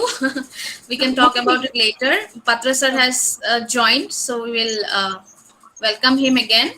And good afternoon, sir. We welcome you again, and we are looking forward to your lecture. I know it's tiring for you, but thank you for your kind consent to deliver lecture, yet another lecture. So, good afternoon, everyone. The last session is going to be delivered by Professor P.K. Patra. By now, you all know him. He is the Department of English, Boroland University. So, I request Sir to kindly begin the session. Good afternoon, everybody. In fact, my lecture was slotted for tomorrow. One of the resource person is not available. So that is why I thought that I do not want to break the chain of lectures. So tomorrow during my time, Professor Ashok Mahapatra will be delivering the class. So the last lecture probably I just wanted to deliver, that is on memory studies. So today's lecture I am titling like materializing memory. So I was talking about in the morning on trauma, and in that memory did come up. So now I'll focus on memory, and that is materializing memory, indicating that how we materialize memory. Memory is something that belongs to the past. So we are in present, and the past, how does the past appear? The past is there in abstract, completely in abstract form. But we don't want to give a kind of concrete shape to the past that we had been living.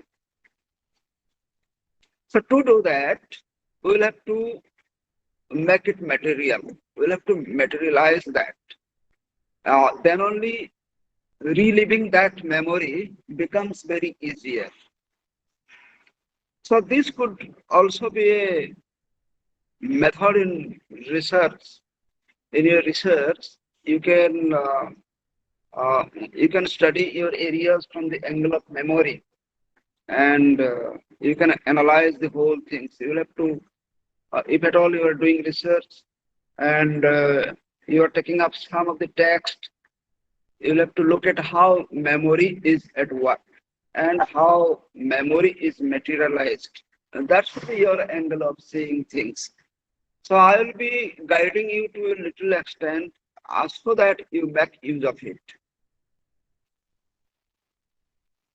So by memory, we understand that it is a long distant past. It's a distant past or long distant past, and that is already dead. That is what memory is all about.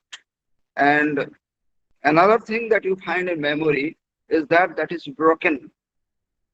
The memory you are talking about is that is already broken. You find the ruined historical excavation and all, whatever it may be. So that is broken. That is available in material form. It may be the Holy Sanchistupa. It may be the medieval palace or something that is in ruin. From that angle, it is something broken and it is already scattered and shattered. So when you are dealing with memory, so definitely you are dealing with smell and taste of the things, and you are dealing with the soul. You are trying to feel the soul of the memory as well.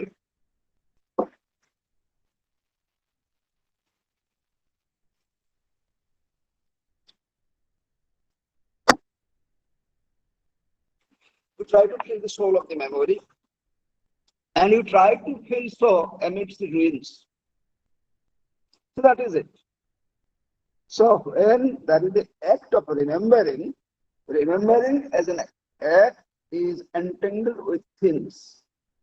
We are concerned with things. We don't remember things through things. We cannot remember things through something that is abstract. We remember certain things through something that is very much concrete. So this is it. That is why remembering, the act of remembering is entangled with things, and to make it very concrete, we are concerned with certain souvenirs. Certain souvenirs, those are reminding us of a particular time. Time matters. You had a particular time in your life during which you got a gift from somebody, and that reminds you certain thing, that reminds you of your sweet memory, and the gift itself becomes a souvenir. So that is it. So naturally, when such kind of memory we are talking about, there is a time relating to that memory that takes place, that memorable act itself takes place within the framework of a time, place, or situation. So that is what is there.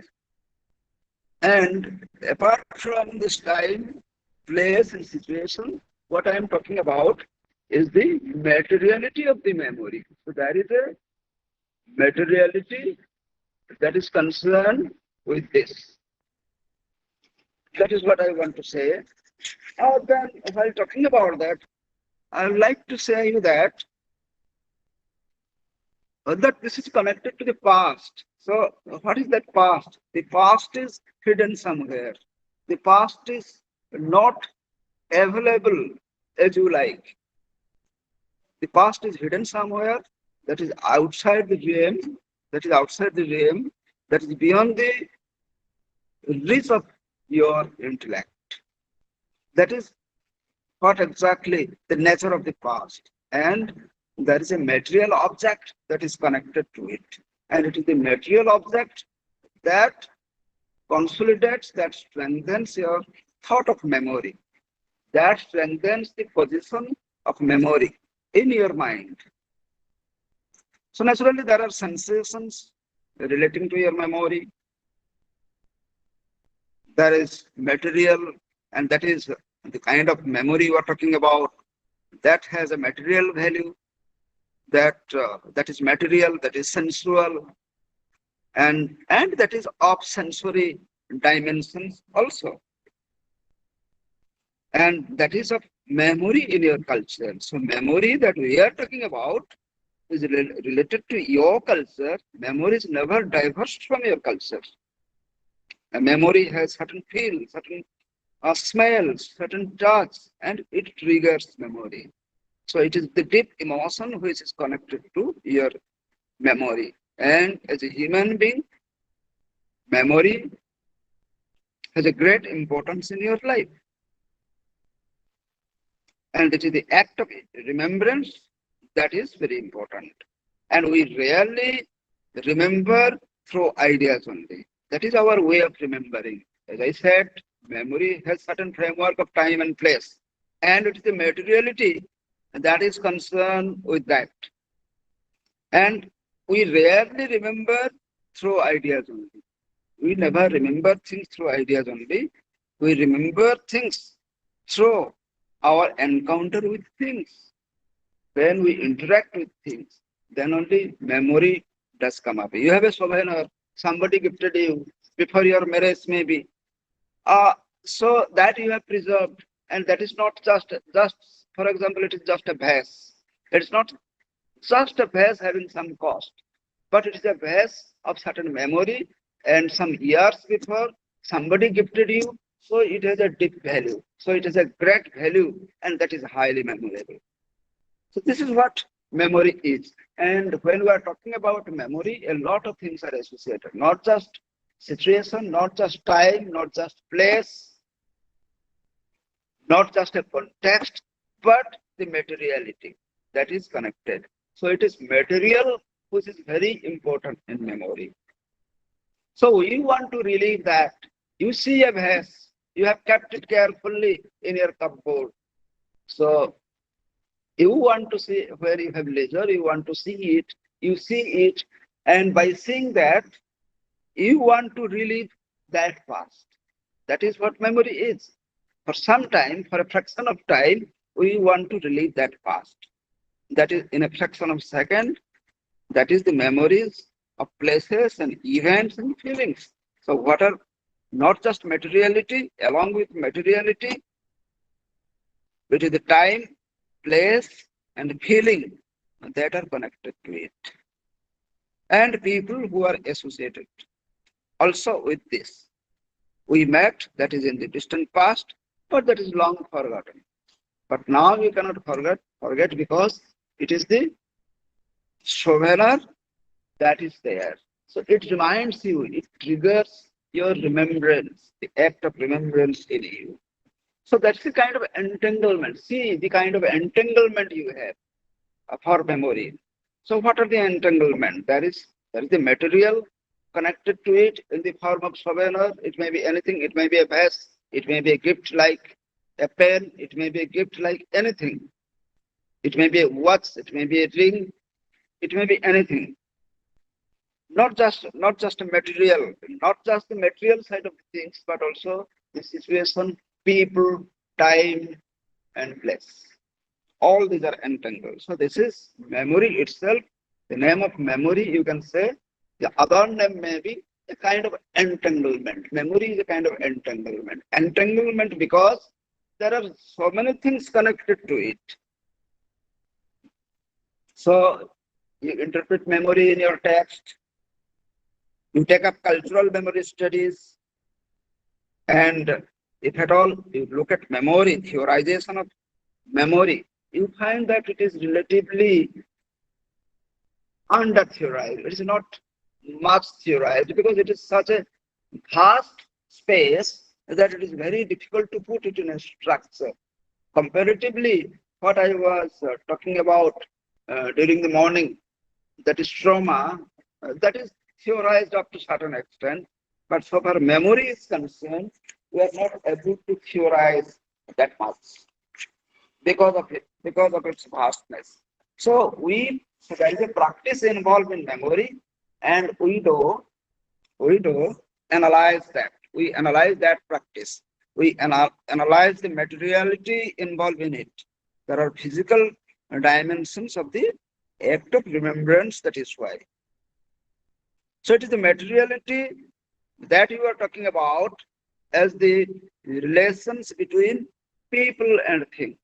The materiality is between people and things. And that is a social life, and that is structured. And at the background, what is there? That is a social life, and that is very much structured. How memory works in that? Memory is something that is, it's not possible to put that in structural form. But social life is highly structured. So you see the interaction. One is structured, another is unstructured, another is very much open-ended. And there are objects in that. And the objects which are very much inherent. The object which has been existing quite for a long time. The objects which are not new. That is why it is inherent. So there is an inherent relationality of that materiality. And these are all embedded in social relation. So here materiality is usually understood as a relational effect. When we are talking about materiality in this context, it is all about a relational effect. And the materiality involves refashioning. As we go on materializing the whole thing, it needs a kind of, it remains the same thing, but we are putting it in a refashioning for representation. That is of sense of space and contact. These are the things involved. And environment, rethreading, it is the memory. But there is a material side of the act. In that, there is the involvement of refashioning it. That is in a sense of space and contact, and with an environment.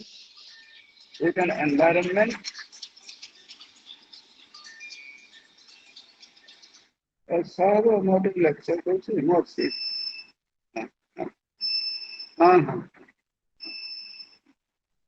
So there is a sense of space and contact, and there is environment against which everything is laid. That is the rethreading of our experience. And in that, so this is a large network, large and complex network, in which there is the rethreading of our experience of temporality, interiority, and subjectivity. There is temporality, that is all about time, and time plays a dominant role in memory. It is time which transforms, and there is interiority. Interiority in the sense that the material those are involved, those essence, those are involved, and subjectivity, the people, the subjectivity that is there in the individual. So these are the things which are involved. That the material world is a medium, and the material world that we are talking about, that acts as a medium, and that acts as a medium for remembering and forgetting. So this process, in this process, the remembering and forgetting do take place. So there are ways in which objects and things are endowed with meaning. So there are ways in which there are objects and there are things. Those are endowed with meaning. Those contribute to the meaning-making process, and that affect through the various memory practices. Those are centered on them. So here are the objects, the key elements. The objects are there. The objects are the key elements that open. The objects open the Pandora's box. That is, it is the objects which take you deep into the memory. So the theoretical and methodological apparatus are stemming from the paradigm known as material turn. So it is the material turn which is a great essence in this discourse, and there is a social and cultural research of that. There is a social and cultural research of that while doing memory studies. So when you are doing memory, as I said, it's the culture which is concerned, and it is the society which is concerned, because society does not permit everything. Society has a structure. It has limited permissions, but memory is certain thing. It's memory which is always open-ended. So that has to be noted in your mind. So there are material powers. It is the material powers which control our daily life. And that becomes the agency of the non-humans. So it is the humans not only contribute to our memory, it is the materials which also largely contribute to our memory. So the point that I want to make is that it is the materials through which we relive our memory. So this is a distinct form of agency. Material is the distinct form of agency, and that is leading to effectivity. Effectivity of what? Effectivity of memory. So when you are effectively reliving the past, and it is the material which is contributing to that, that indicates that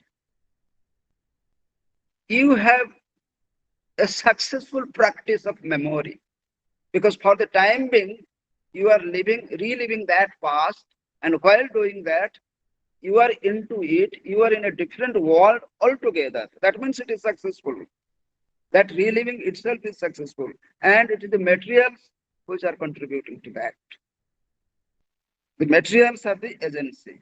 So materiality is considered to be an integral aspect of memory studies. So the field is diverse. The field is diverse, like the modern ruins. You find the ruins of an ancient monument or medieval monument. Those are lying scattered because it is the time that affects, is not it so? So you cannot expect those to remain intact as before. As time passes by, so those are turned to ruin more and more. So so while we are concerned with this materiality, there is circulation of the souvenirs. You go to a particular tourist place, there is a monument or something of that sort.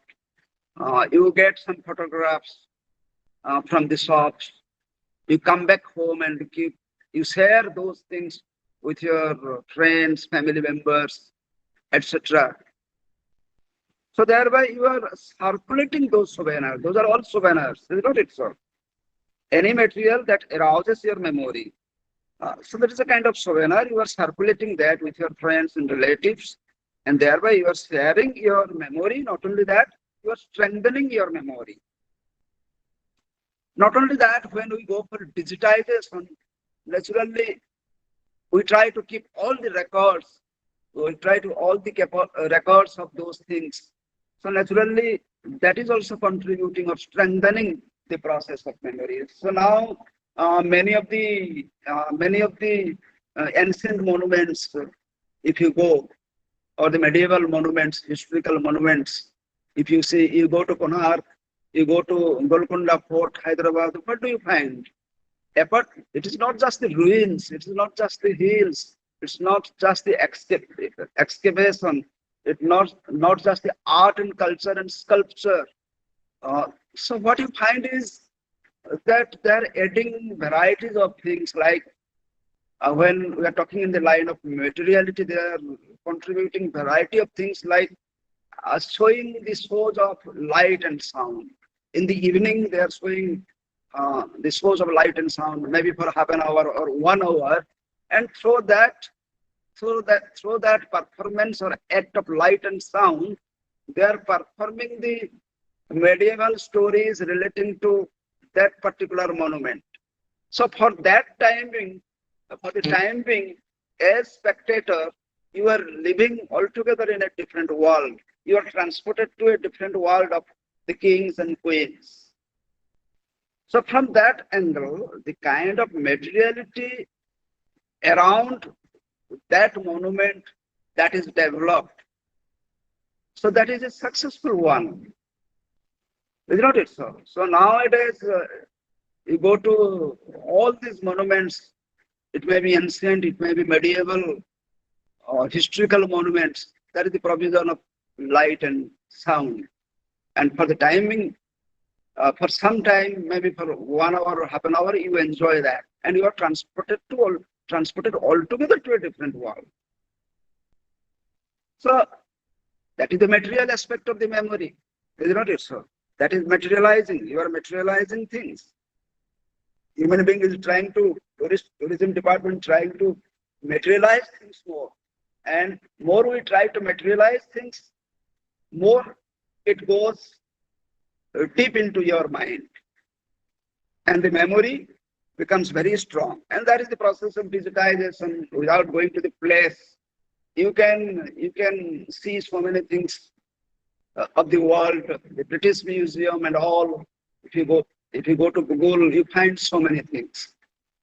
So this digitization, the way things are digitized, and the way Google brings you the things very close to you, and even on laptop screen or computer screen, you are transported to a different world.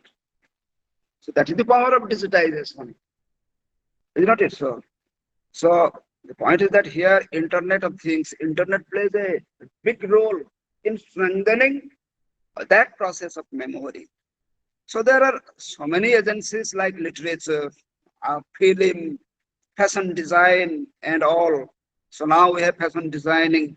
We are using dresses, etc., in the line of Mughal art or Rajasthan, the art of the kings and queen, etc., of various places. So also these are the ways. So there is a role of materiality, that is why, and it contributes to individual, social, and cultural level. So memory, so it is in this process that memory is strengthened, and the process of forgetting is weakened rather. So thereby we bring the past into the present. So we have memory objects, and it is the memory objects contributing to meaning, and it is affecting, and it is acting as agency. And these have some promises, like memory is performed, mediated. So memory is something that could be performed, that could be mediated, and that could be stored, and it could be done only through the material world. Okay, and it could be done only through the inanimate objects and things.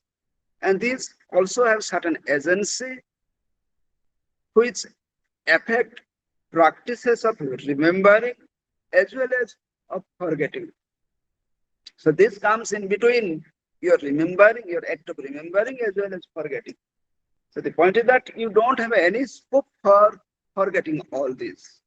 Even though you forget, this simply activate your memory.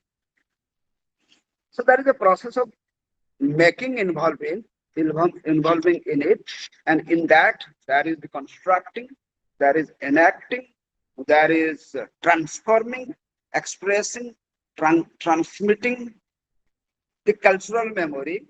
That is through art and popular culture. And you look at the ruins, souvenirs, interconnected objects, and other things. You do so all to remember only. Okay, so it is the ruins which induce a new form of memory and remembrance. You develop through this, you develop your perception. And here what happens? The touching becomes believing. You toss a particular artifact or souvenir and you are transported to a different world. So through this process, your touching becomes believing. Because that also, it is through memory, you are transported to another reality. You cannot say that those are imagination. Those are also reality. But that reality, that is memory to which you are transported, that becomes thought living. And it is the artifacts, it is the souvenirs which trigger that kind of reality. So that is why I said that there is a material dimension of it, of memory, and we are talking of it as a memory studies because so many disciplines are involved in it. Memory studies because not just one, like trauma, memory studies and trauma studies so closely related to each other. If at all trauma studies is interdisciplinary, this is also interdisciplinary.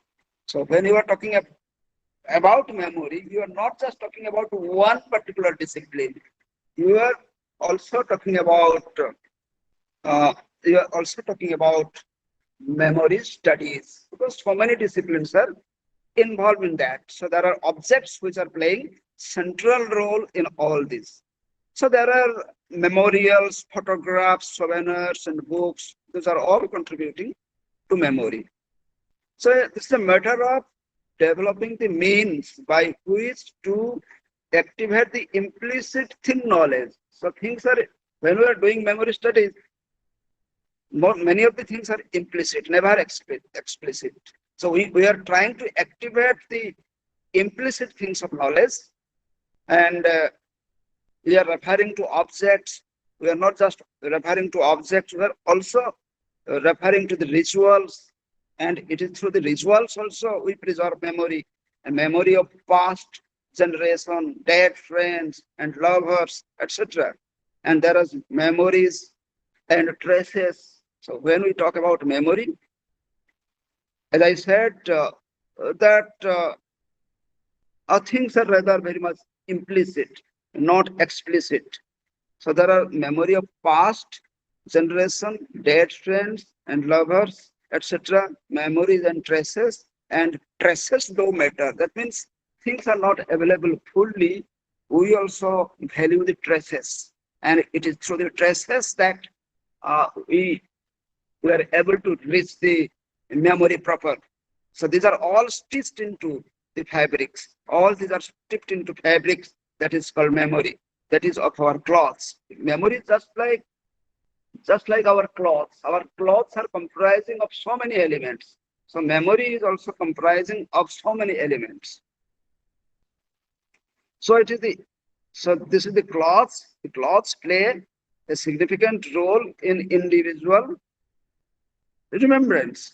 So it is the cloth or the memory playing a big role in individual remembrance. So there is performance and re-performance. Wherever there is memory, there is the question of performance. So there is not just performance, there is also re-performance. There are historical, cultural, and aesthetic memory. So those are carrying the past into the present. So these are the elements through which we are carrying the past into the present. That is the presence of the present as the That is the presence of the present in the living force of memory. So memory is mediated.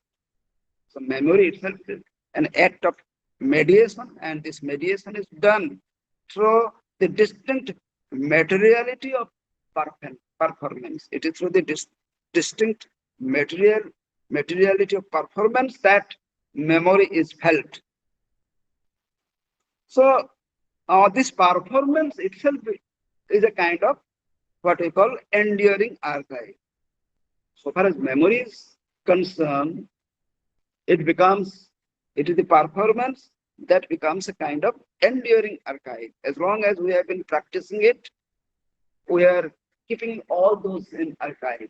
So the show must go on. This must go on so that the memory will remain forever. So that is the co-shaping dynamics. So what is there inside is that is the co-shaping of the dynamic. It's a dynamic process. We go on shaping it. It's not that it's not one-time shaping. It is all-time shaping. So there are forms and material objects, as I said. They are social, economic, and historical reasons, and they are making memory really matter. And we talk about in that the strategies of remembrance in contemporary art. We have such kind of dialogue and talk. The strategies of remembrance, how to remember things and how to involve the materiality. So while working out the strategies of remembrance, we have to look at the process of materiality. So that is what is very important. So sometimes we go for a PhD topic like strategies of remembrance in contemporary art, in contemporary writings, or whatever it may be. So we'll have to know the entire process of investigation when we are doing memory studies. So digitization is one process. That is through internet, for which internet is required. So with digitization, we force a cultural drive to capture and preserve. So this is the process of capturing and preserving through internet or through digitization. So it is a better way of preservation. It's a better way of commemoration and material magnitude. So we are enlarging the material magnitude through digitization, because that itself is an act of preservation, and that is working as vehicles of cultural memory. And this digitization itself works as the vehicle of cultural memory. So for example, how the digitization helps. So there was war in Afghanistan, recent development in Afghanistan. You might be knowing that the American soldiers have left. US has withdrawn. So the Taliban are surging ahead, and the Taliban have captured the whole country. So when there was war in Afghanistan, the American troops were controlling the entire country. So how did the outside world get an impression of Afghanistan? So because of digitization, the soldiers went on blogging. So that came to the outside world. So that remained as a kind of memory in the mind of the viewers. So they used to send their experience and photographs by way of blogging, giving the title like American War or Terror, War on Terror.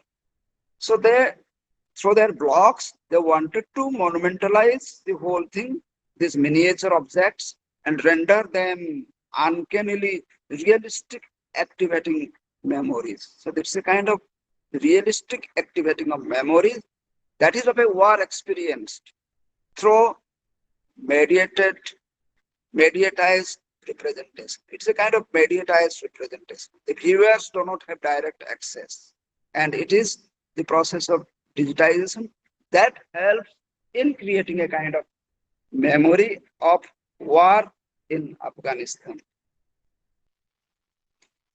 So there are a variety of sources and disciplines while talking about memory or memory studies. There are archaeological, anthropological, and vernacular theories as well.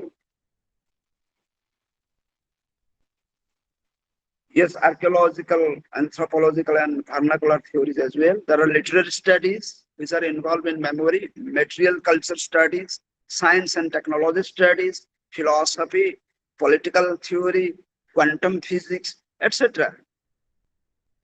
So in which we find that all of which regard things not as inert, but as a vibrant matter.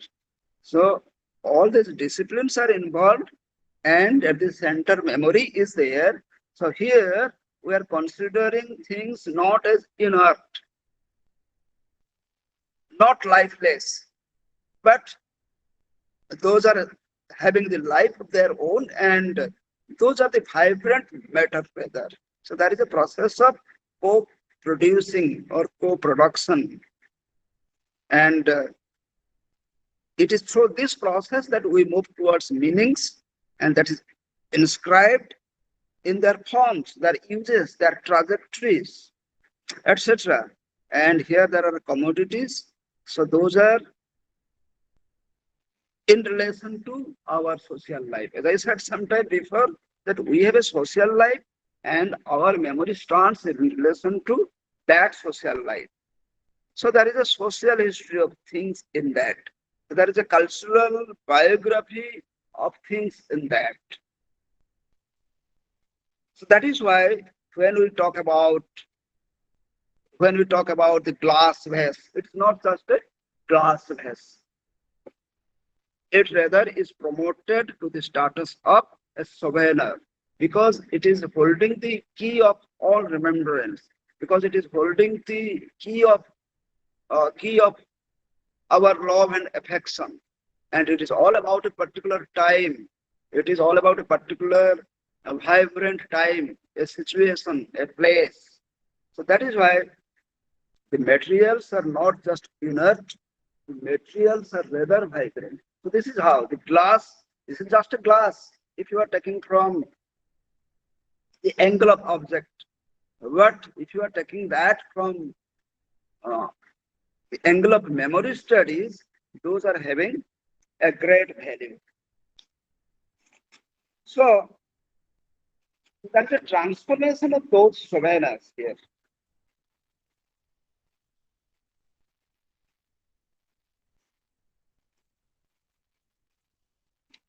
That is a transformation of those souvenirs into a sentimental value. Memory is all about a sentimental value. Sentimental value is the core of memory. Is not it so? These are not souvenirs. We are transforming those to sentimental value. In order to protect that sentimental value, we are materializing the whole thing. There is a materiality, and that materiality is fully supporting the sentimental value in memory. So these are not just goods, these are rather grave goods. These are grave goods because the goods are not as goods are very ordinary. But here, these are the goods which are rather very grave, not ordinary. And those becomes the souvenirs, and those have a social life of things. These objects, these goods have a social life of their own. So this becomes a symbolic focal point from another angle. If you are looking at, so this souvenir, the so-called souvenir or goods, that becomes a symbolic focal point, and that becomes the center of identity. And so here, through the study of memory, we move gradually towards identity construction, and that is, we go for that identity construction by exhibiting, by describing, and by photographing. So there is an internal cohesion of everything that we talk about here. So there is an intimate suffering of mothers in everyday life, and that is a kind of emotional work, and that could also be engraved. That could also be engraved well in memory. So that is the memory of deceased or departed family members. So there are objects. The objects are there not for their own sake. The objects are there for the sake of shaping identities, that is of individual, familial, social, spatial, political, and religious. So here the materials are there. The material aspect of memory are concerned with shaping certain things, shaping identities, shaping family, shaping society, shaping the space, shaping the political things, and shaping the religious side also. So while talking about this, we may talk about Hidgar. So what he did, Hidgar's work in 2001. So he conceptualized the objects of things. So he said all about things of thing theory. That is the sense of things.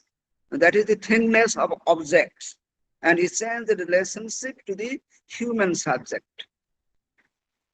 Changing the relationship to the human subject. And we move to human subject through the things. In memory, human as subject are there. And human as subject cannot stand by themselves.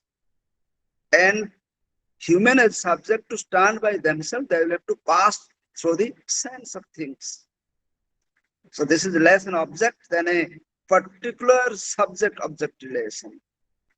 So this is the process that I'm talking about. This is less about an object, but more about a subject-object relation. In subject, human beings are there. In object, all these materials are there. So this is all about a subject-object relation. This is different kinds of memory objects, like filmic display, that is of cutting, reorganizing, staging, and that is the importance of materiality in collective as well as individual memory. So there are changes. These are all changing the objects into things. So these are all changing objects into things. Object means there is no soul in it. So all these objects in memory are changed into things. When they are changed into things, they have certain meaning. So those become a great signifier, and those have certain life of own. So that is the difference between object and things in memory studies. Objects are just objects, and things are having life of their own. They are getting a life of their own because of the association with memory, because of its role that the objects have been playing in memory. So there is object-thing distinction that is made by Hidgar and Lacan. So we have our material culture, and that is ranging from writers and visual artists and all this. So all these people have been contributing to the creativity in the field of memory.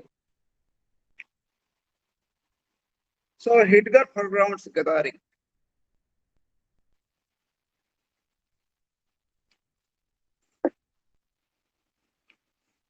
He foregrounds gathering, and in that he speaks about inherent quality of thingness. When he is talking about thingness, that means not just things, those are having certain value of their own, and those are already connected. It's not that we are connecting, those already stand connected, and they are entangled. So that is, these things are doing and saying around connected objects. So there are new spaces of remembrance thereby. So thereby there is a new space of remembrance. So where people will communicate with things and things with people. People will communicate with things. Because of things, people can communicate certain things. And things also communicate through people and with other things. So this is the landscape. That is the ontological distinction between human and non-human, animate and inanimate. That becomes blurred. So the distinction between human and non-human, animate and inanimate, that becomes blurred, because what we consider to be the materials are not materials, So there also the souls like the humans. So this is the relationship of the things, and there is a consistent negotiation. In that process, there is a consistent negotiation that has been going on. And we developed recently the digital heritage of serving that. And there is a distinction, as I said, between people and things. And in memory, that becomes blurred. And people are things too. Without things, people are things too. People do not have any value. So these are all walking, talking, and those are minerals. And looking at from another angle, so what is human being? As I said, besides, if at all these things are not there, human beings are also just materials. Human beings are just the substance. Human beings are what? A bundle of chemical processes. Otherwise, if you are looking at human beings, what are they? They are a bundle of chemical processes, having blood, nerves, and cells. And they are coalesced into an entity. So they are coalesced into an entity because of a soul. And that is thoroughly dependent on and connected to air, water, and food. So human being is there. Human being is there not in isolation.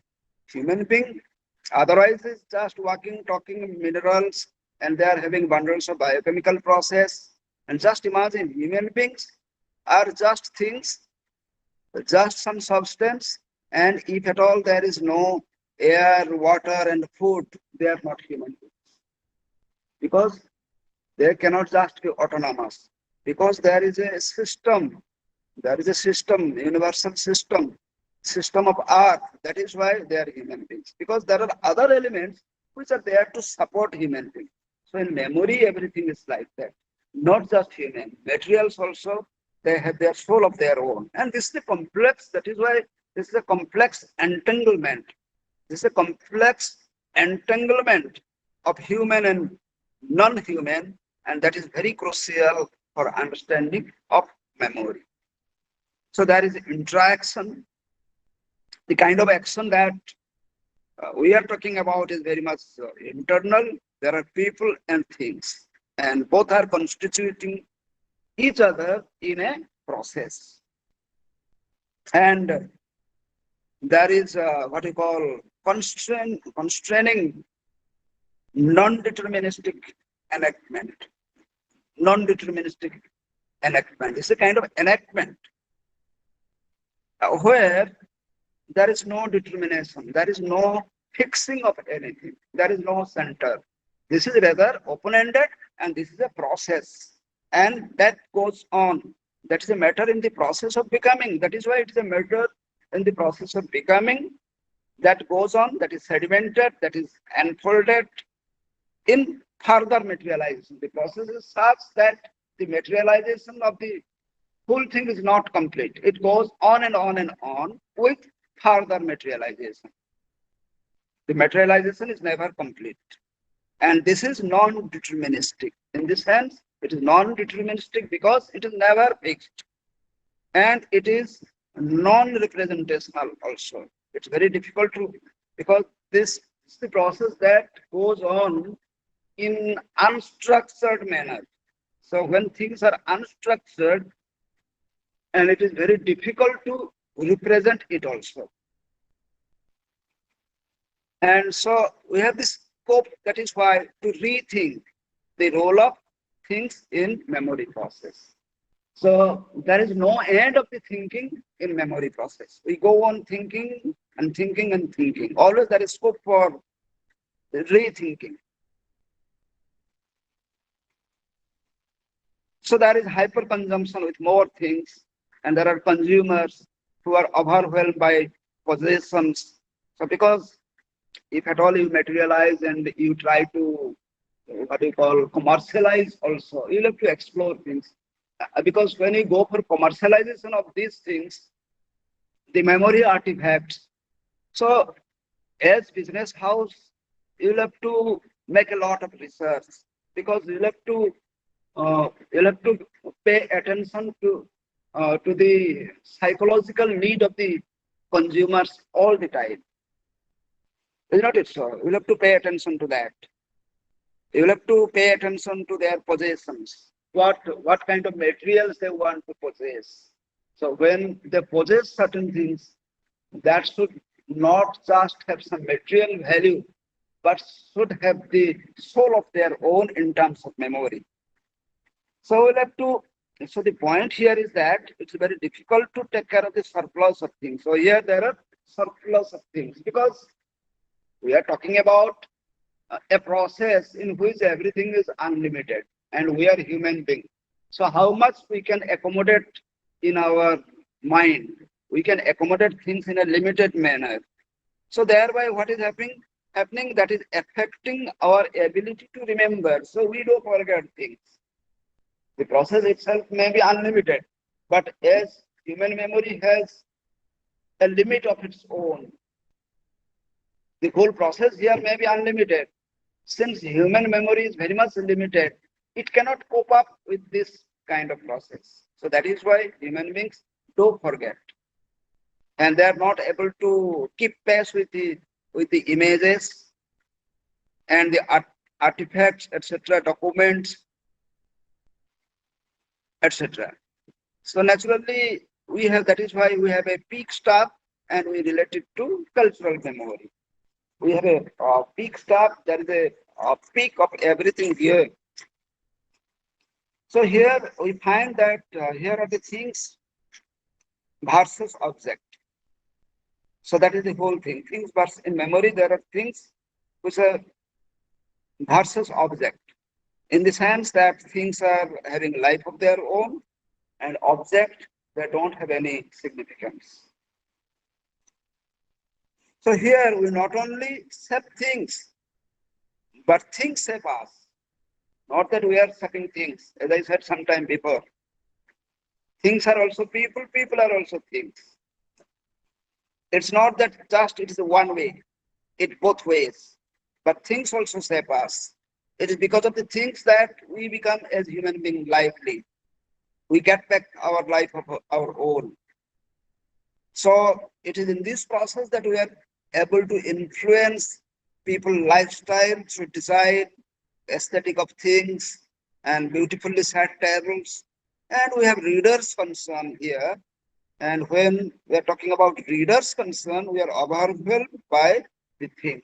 Because the kind of things those are presented, those are unlimited. And those are rather kaleidoscopic in nature.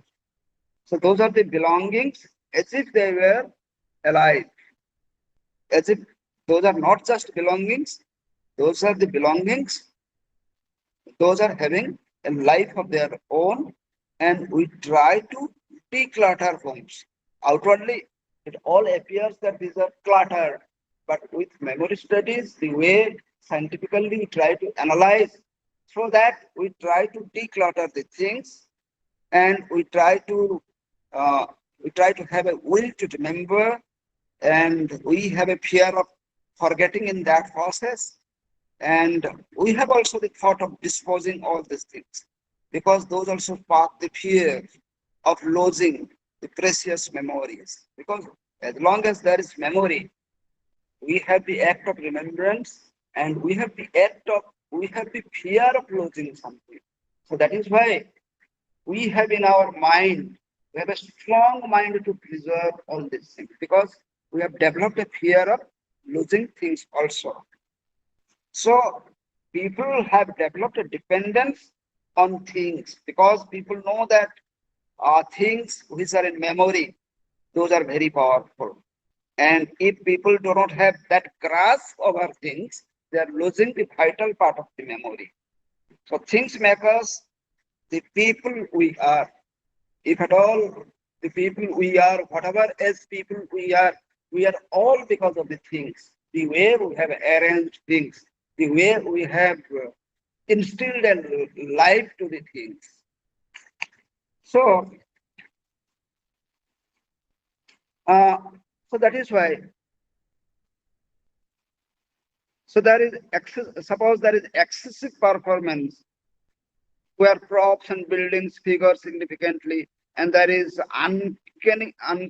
uncannily meaningful kind of things. Those are enacted memories. So the film visualizes how place is a way of invading the body in the act of retrieving and reliving memory. So when there is the act of excessive performance, so it hints at the fact that that is not going to contribute in a good way to our study of memory, or to the healthy habit of storing the memory. Retrieving and reliving memory. That is, memory retrieval does not provide any closure. So when we try to retrieve ourselves from memory, it does not provide any closure. We do not have, but only thing that we have to be careful while doing memory studies is that we do not overact sometimes. And overacting does not provide to the effectiveness of memory, effectiveness of the meaning in memory. So it is the human versus object. So memory is through the encounter. So the process of memory is not very smooth. The process of memory is a kind of encounter, and that is the encounter is always between people and the material world, and there is a mind and there is an emergent world. So at the base there is a mind and there is an emergent interaction with the world, and the theory implies that knowledge is dependent upon contingent interaction. So ultimately we understand while doing memory is that there is a knowledge, and there is that knowledge which is dependent upon contingent interaction. Contingent interaction in the sense that in a kind of interaction where things are not similar one to one. We try to interact things by taking into consideration things which may not be similar, but things which are different from each other. And through that process, through that semiotic process, we want to make meaning. So those are amongst, so this is what is at work in our brain, body, and the world. And this is a process between people and objects.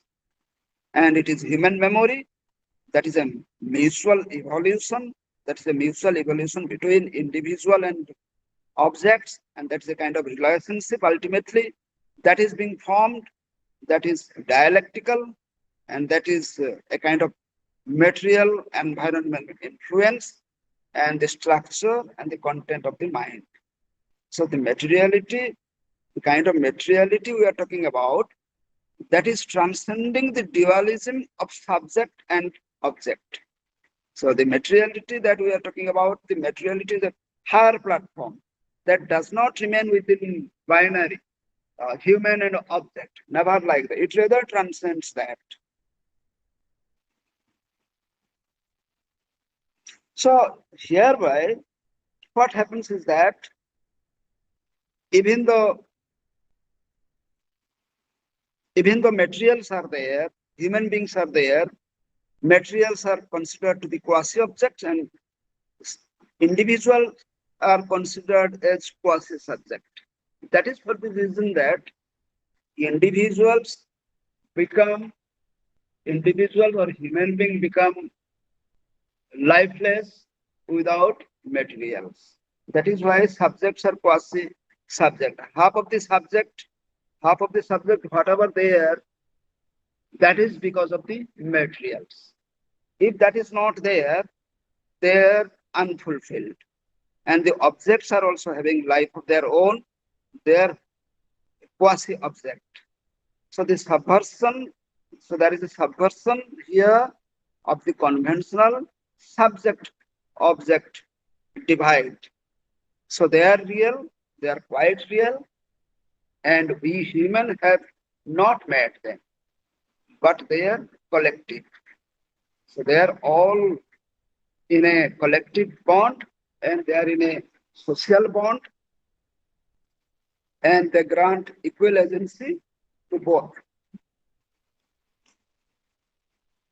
So we say this is a human, non-human network. That is why this is a human, non-human network that is comes across a range of discipline. Memory studies is coming across a range of disciplines. There is an interrelationship of performance and materiality.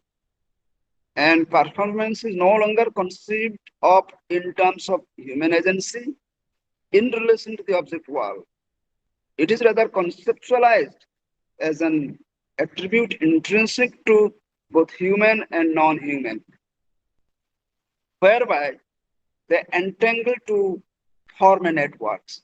They are all entangled to form a network, where everything is destabilizing, that is destabilizing the conventional ontological distinctions between subject and object.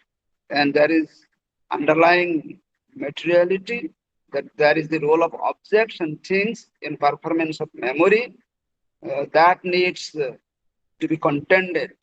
And there is understanding performance in terms of material agency, that is in terms of material agency, the kind of performance that is taking place is based on a kind of understanding. There are objects and things.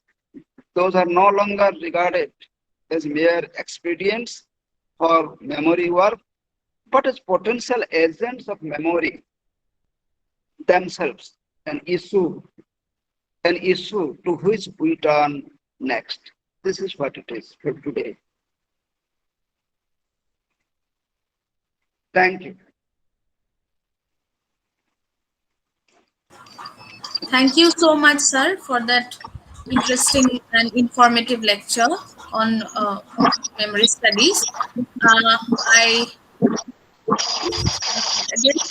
There is a question from one of the participants. Let me read. Can you just read out? Okay, let me read out.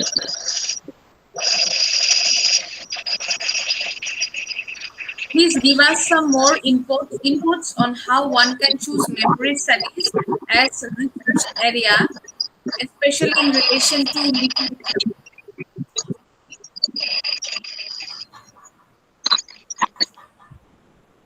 Sir, did you hear? Yeah, yes, please. Sir, there is one question from one of the participants. Please give us more inputs on how one can choose memory studies as research area, especially in relation to literature. First of all, one will have to identify the text, where there is history, where there is memory. So you'll have to first of all identify that. Then in discussion with guide, you'll have to form a topic of your own, like use of memory or something like that. It may be memory as a device, or use of memory or something like that. So then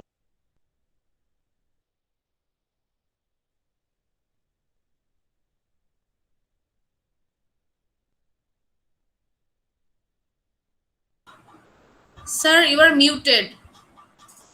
Sir, you are muted. Please unmute yourself. you know what I am telling now. It is all right. Now is it all right? Yes. Hello. Please go ahead. Yes, sir. Please go ahead. What I am telling is that first of all, you have to identify a certain text. Identify certain text where there is memory, where there is history. If history is there, you understand that there is memory. If mythologies are there, you understand that there is memory. If there are monuments, you understand that there is memory. If at all there is violence there, you understand that there is memory. Some memory is more or less there in each and every text. So while reading the text, you identify, you take up the text one after another, you identify those places of memory where there is the potentiality of memory.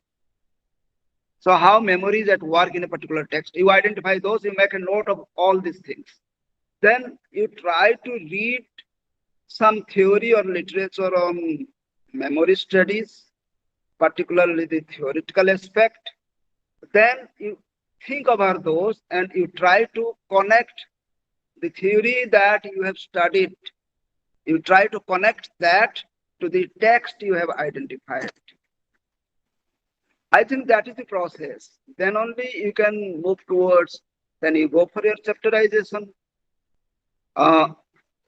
First chapter, maybe you are taking Indian writers, a few Indian writers. So you can have a first chapter, use of memory by such and such writers, use of memory by the writers since independence, or like that. You'll have to set a time frame. Then you'll have to come to your chosen writers in relation to contemporary writers who have been doing memory. Or then gradually, next chapter you may come to the text you have chosen. How memories are treated differently by different writers. That is in the light of the theory you have picked up. So then you conclude. It's very, so once you make study and discuss with your guide, whoever one may be, so you will find the ways definitely.